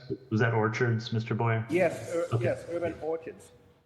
In the sense of, both we have an outstanding food nutrition issue and food deserts in our community in Roxbury, and B, that would create a kind of community space, where we could teach kids about, environment, about climate change, about nutrition. So I know that, the Orchard Gardens Pilot School has piloted an urban orchard, but that's the only school in Boston that I'm aware of where you have these kind of urban orchards, whether they be peach, apple, pear, etc. Okay, well, thank you. Chief, I don't know, anyone can answer that? Yeah, I mean, I can talk at a high level on the emphasis of foods. I'll have to follow up with BPS in terms of if there are other examples of urban or of school-based fruit trees, but I know we are trying to bring in urban agriculture as possible within schools as a program. So Boston Green Academy and Councilor Bearden's district has a great growing garden next to that facility that gets engaged, and students have loved that. And I think that one is through Freight Farms. So there are examples of sort of using food as a teaching as well as using food as food access in BPS. So I'll have to follow up, Mr. Blair, with other examples. I'm not aware, Steve or Todd, if we have an orchard policy or within Boston Parks in terms of fruit trees. I am also unaware of a policy or an existing orchard program. Okay. I would emphasize, just having come back from them, I mean, obviously the food project in Roxbury, and then the urban ag happening at Ballard Park, Epstein Farm in Mattapan, and the emphasis on urban agriculture and growing more of what we eat in the city is widespread and continuing to prosper. Okay, thank you. I was informed that we had one person who signed up for public testimony. I'd just like to give them 2 minutes. Jung Lee can from the Emerald Necklace Conservancy. Can we? He's just been promoted to panelist. Okay. John, are you here? Yeah. So welcome. I'm going to give you 2 minutes. You say your piece, and we still have some questions from the sponsor that we'd like to get to. So your 2 minutes starts now, if you can unmute yourself. Yeah, of course. Thank you, Chair, and thank you, councilors, and everyone else for this great opportunity. My name is Gina. I'm an engagement policy manager at the Emerald Necklace Conservancy. First, I actually wear a couple different hats. I want to also just advocate for the Jardín de la Amistad Community Garden, where I volunteered many times to bring youth and just, grandparents to really just have access to more green space and open space, because I know that general area is usually hot. And I'm glad that there is some advocacy towards the Dudley Town's Commons and even the Dudley Town Plaza. I think it would be great if there could be more trees or even orchards that could be educated about, edible plants and trees such as that. And then something I just want to comment about Franklin Park. I know the White Stadium project renovation needs to happen, but I don't know if y'all are well aware, but the soccer team did a project preliminary checklist for their LEED, which is the I believe the Leadership in Energy and Environment Design, and they said they're gonna get a gold in it, but when you really look at the details, they got a preliminary score of 60, which is the bare minimum of gold. And I don't know if that's really acceptable or not, because if the mayor has a plan to cut emissions by half by 2030, how will the stadium renovation help reduce gas emissions? How will the transportation help with reducing emissions? How will electricity or natural gas at the stadium reduce gas emissions? How will the water and the sewage levels that we need for the renovation help with climate change? And how will removing 40 plus good healthy trees that are about 40 to 80 feet tall help with climate change as well? So I just wanted to make those comments. Thank you. Okay, thank you very much. I'm going to hand it back to Councilor Fernandez Anderson.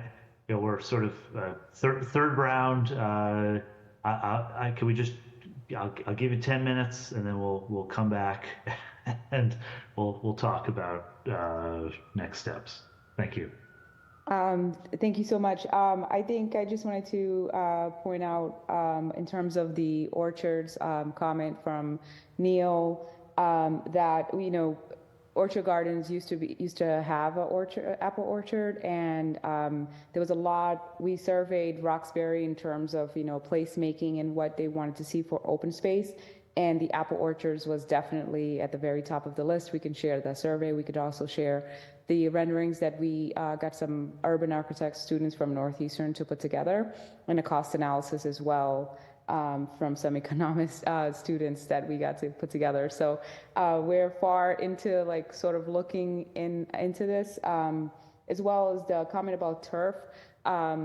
As Steve, I understand that it's a very hard balance between doing what we know is less harmful, as well as listening to community feedback. But just advocating that, we try to educate the community with my, hopefully allowing me to support in educating the community more about what's obviously less harmful. And I know that we have a park coming our way, and I'm not going to bring it up, which one, or I don't want to stir any pots right now, that is potentially almost borderline demanding turf. And so look forward to that conversation. I understand that, there's conversations ongoing about inventorying and mapping out where the deficits are and where we need to plant more trees, and looking more into that. I'm very interested in that. If that's something that you guys like my office to take on, we can definitely work with one of the schools that we always use to put that research together, a map together, figuring out, between South End and Roxbury, Grove Hall, obviously a big issue as well, and working. And I mentioned that we're working on spatial mapping, understanding, in pockets of Roxbury where the housing ecosystems, or what it should look like in terms of amenities that improve climate or fight climate displacement, commercial and housing displacement. So happy to share that with you after the fall as well. My questions what is left of it, or what I think I can fit in here, for Boston Water and Sewer, specifically, like what do we currently measure in terms of climate change versus what we don't? Or I know that the city has a heat island map, and that the Boston Water and Sewer, not for the Boston Water and Sewer, but sorry, this is for Mr. Sweat. Do you know what the city's specifically, like, do we regularly measure air quality by neighborhood? Do we regularly measure asthma rates by neighborhood, or the correlation between pollution, climate change, and property value? And where do you feel the gaps are in the data we collect, so that we could better understand this issue moving forward? Thank you for the question. There's a lot there, obviously, and it's a rich conversation. I'm going to invite Oliver to come in a moment to talk a bit about the Green New Deal mapping and some of the publicly available data that has just been launched in the last couple of weeks. But I would say, in general, the issue of asthma rates is as much tied to indoor air quality and indoor environmental conditions as it is to outside. There've been some seminal studies in the last couple of decades that our regulatory environment has been predominantly focused on outdoor air quality issues in terms of air regulations, from the Clean Air Act origination. The reality is most people spend most of their time indoors. And indoor environmental pollutants are equal to, if not more so, impacting on human health, and in particular asthma rates, which is why we've been paying attention to indoor environmental pollutants, be it mold and pests and exposure to pollutants. And there was a conversation about natural gas in the home and replacing gas stoves. So I think the context there for me is the environmental connection of public health is comprehensive. It's not just our experience outside. We do clearly want to continue to focus on both urban heat island and corridors where we have disproportionate diesel and particulate pollution, and figure out how do we reduce those hotspots. But we can't do that at the cost of focusing on indoor environmental pollution as well. Oliver, do you want to talk a bit about our urban heat island mapping and sort of program that's available to folks? Yeah, absolutely. So it is a great question, and I can't help but repeat something that Brian said about the sort of complexity of this. And I know that we're on the clock, so let me just be super direct. So we have many different mapping exercises that have been parts of plans, and also ongoing monitoring for heat in particular is something that's quite rich in data and air quality from different data sources. I will say that I think as we are getting really to like the cutting edge of implementing programs now, and not just creating plans, we're really looking at how the data that we collect, and I'd love to hear more, whether in this conversation or a future one, your thoughts on this topic, but how the data we collect are really at the right scale of the policy and program interventions that we can make. So we really look, for example, not just for where is it hot or where are there air quality issues, but really understanding, as I know everyone on these panels in the council understands, the history of redlining and economic exclusion and land use decisions. All of those things make susceptibility to the other things that we measure, such as air quality and heat and health, actually the real problem at which we want to intervene. Not just it's hot in Roxbury, or it's hot in these few neighborhoods, but why is it hot, and why do people suffer from heat in a way that could be different from a neighborhood that might have an outdoor temperature the same way. And so I will draw attention to, I think this is what Brian is pointing to, our Green New Deal dashboard that we just launched publicly after a year in beta mode. I will point out that it does not have specific air quality mapping on it, but I do think what our intention is to really put forward a new set of data that really highlight the things that are at that intersection of abstract data and how you experience it in your life. And we're looking to add more and more information as we roll out programs that are very trackable and noticeable in people's lives, so that leaders like you can say, hey, look at this map. It's actually showing you what we're doing about the problem, as opposed to just the problem is hard. I really appreciate your intentionality and attention to nuance there, beyond intersectionality, but the nuances of, again, like the historical harms and how it's created other impacts that are not very obvious on the complex data. So really appreciate that. And I think that, Mela, you have spoken about this in terms of previously, with our office about the Boston's most car-dependent communities are also some of the lowest income and have some of the highest rates of asthma. Could you speak just about the intersectionality there between access to transit and impacts of climate change? And Mr. Chair, I just wanted to, after Mela, I just wanted to put some questions on record, just to, if we can get responses in email later on. Yeah, no problem. And let's talk about this after the answer, just to figure out how to do it. So we've been, as a transit subject matter sort of expert, we have been looking at the emissions issues, the electrification, and how our concentration of diesel pollutants in our neighborhoods are negatively impacting our health. And what we're looking at is, how do we craft the transportation issues that we've been challenged with around buses, around train electrification, and those sort of things? How do we look at that and make sure that the city is working with the MBTA and the transit experts to make sure that we are actually able to get around in the way that we need to, and that we're not being negatively impacted by the diesel harm that is so prevalent in our communities? That when they change a bus over from natural gas to diesel and call it diesel electric hybrid, and then you find out that it's really mostly all diesel and not a lot of electricity.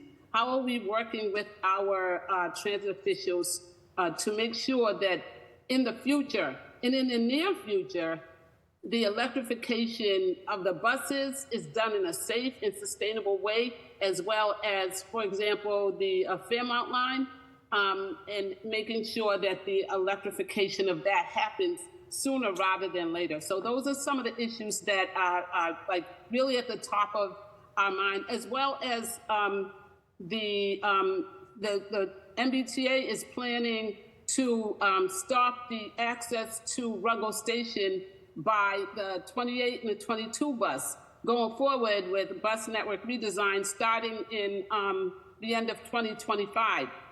That's not something that the community wants. That's not something that the riders want, but the MBTA is trying to move that forward, and the city needs to be right in the middle of those kind of conversations so that we don't lose access to transit hubs and things like that. So, and also being able to access places like the LMA and directly from Nubian Station, maybe shuttles going forward. We're looking at how we can maybe get a shuttle from Nubian to LMA so that people can get there without taking away our major access to our transit hubs like Ruggles Station.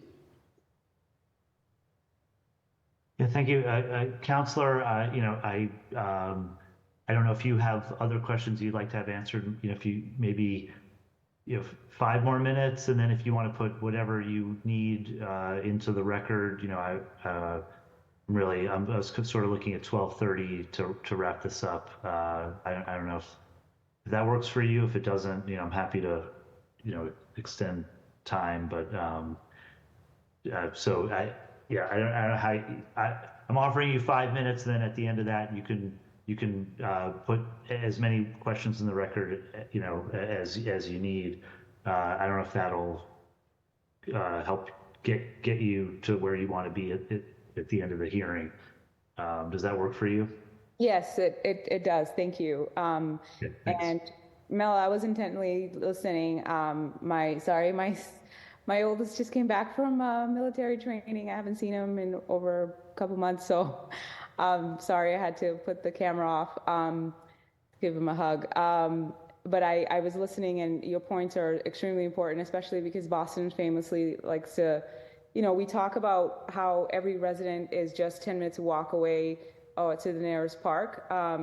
And I think that it's something to be proud of, but often that does not get, what often doesn't get discussed is that is what the quality of the 10 minutes walk is like, right?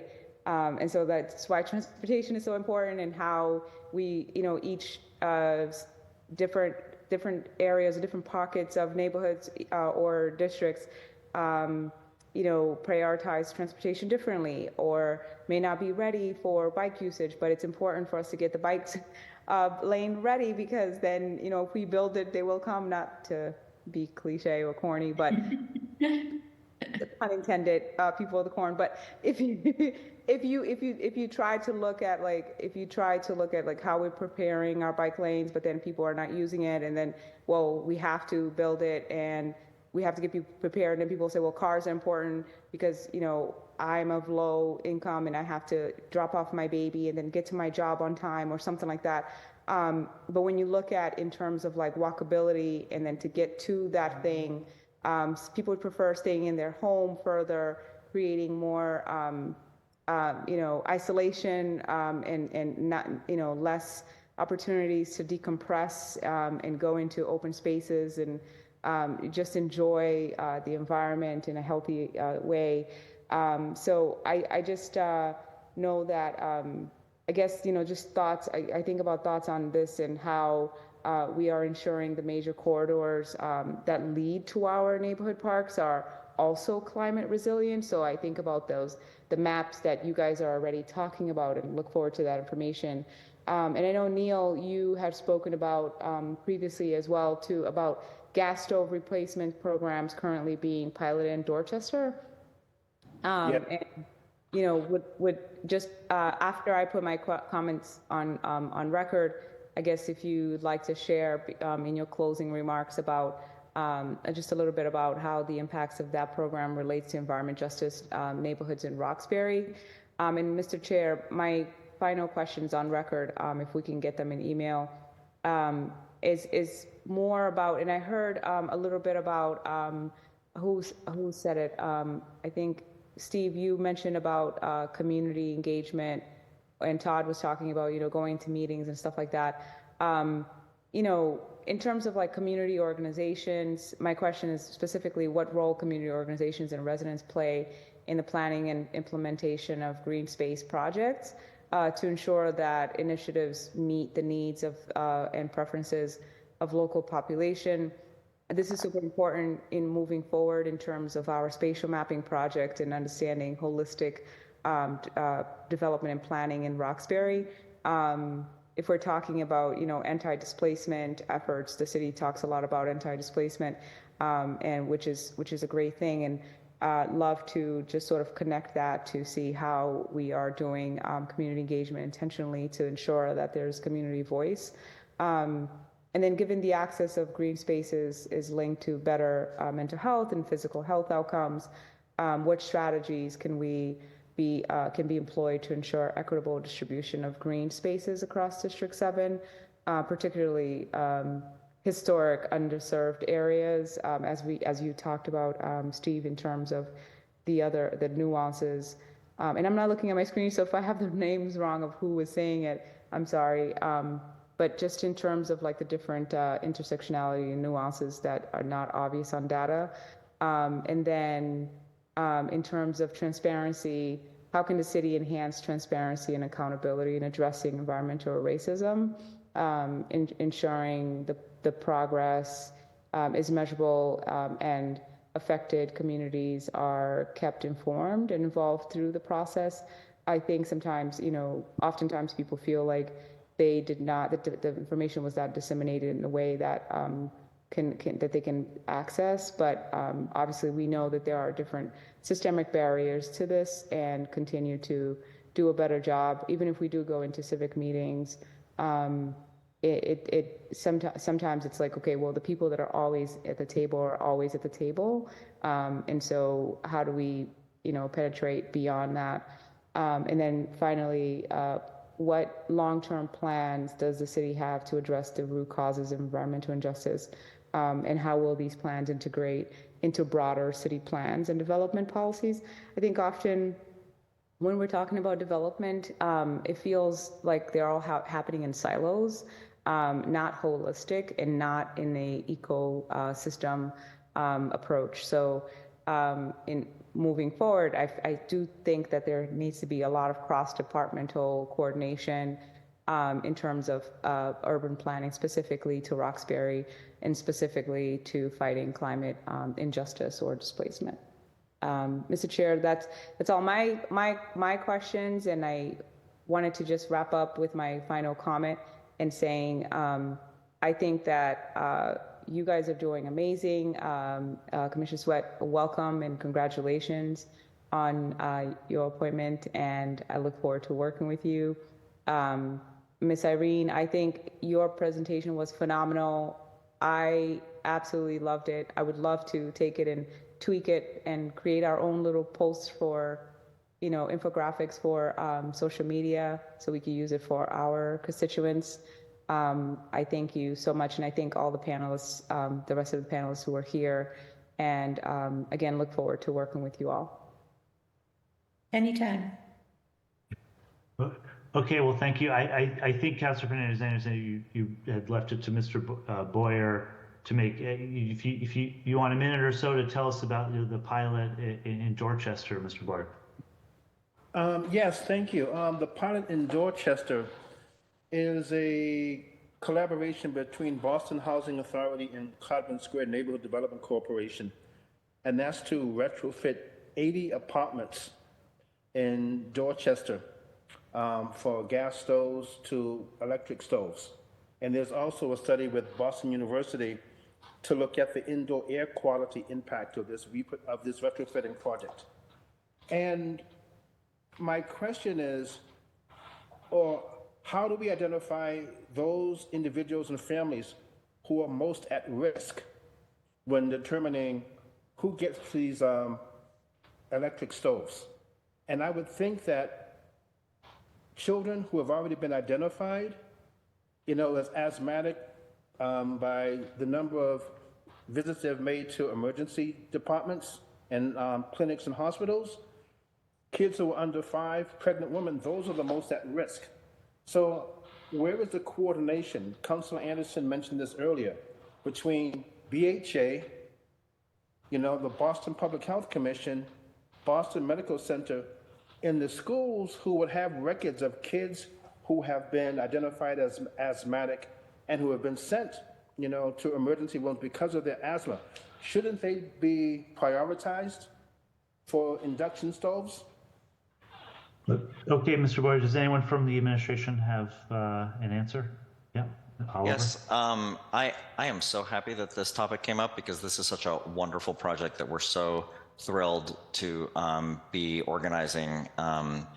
So I will just be succinct and say that this is a project that is really a first small phase seeded by the EPA with the focus of, as you, Mr. Boyer, mentioned, all of the incredibly important overlaying factors that make the switch from gas stoves to electric and induction stoves so important, with an emphasis on figuring out the specific air quality benefits in the types of homes that we have in Boston, and how some of our property owners who serve the people most in need can build up the practice of doing these sorts of replacements effectively and efficiently, and be able to communicate to their residents the benefits, get their buy-in on making that switch, and helping them understand how to make a change from cooking with a gas stove or a traditional electric stove to an induction stove. And so the points that you raise about being able to identify different individuals to target is a wonderful example of where we hope to take this program in the future.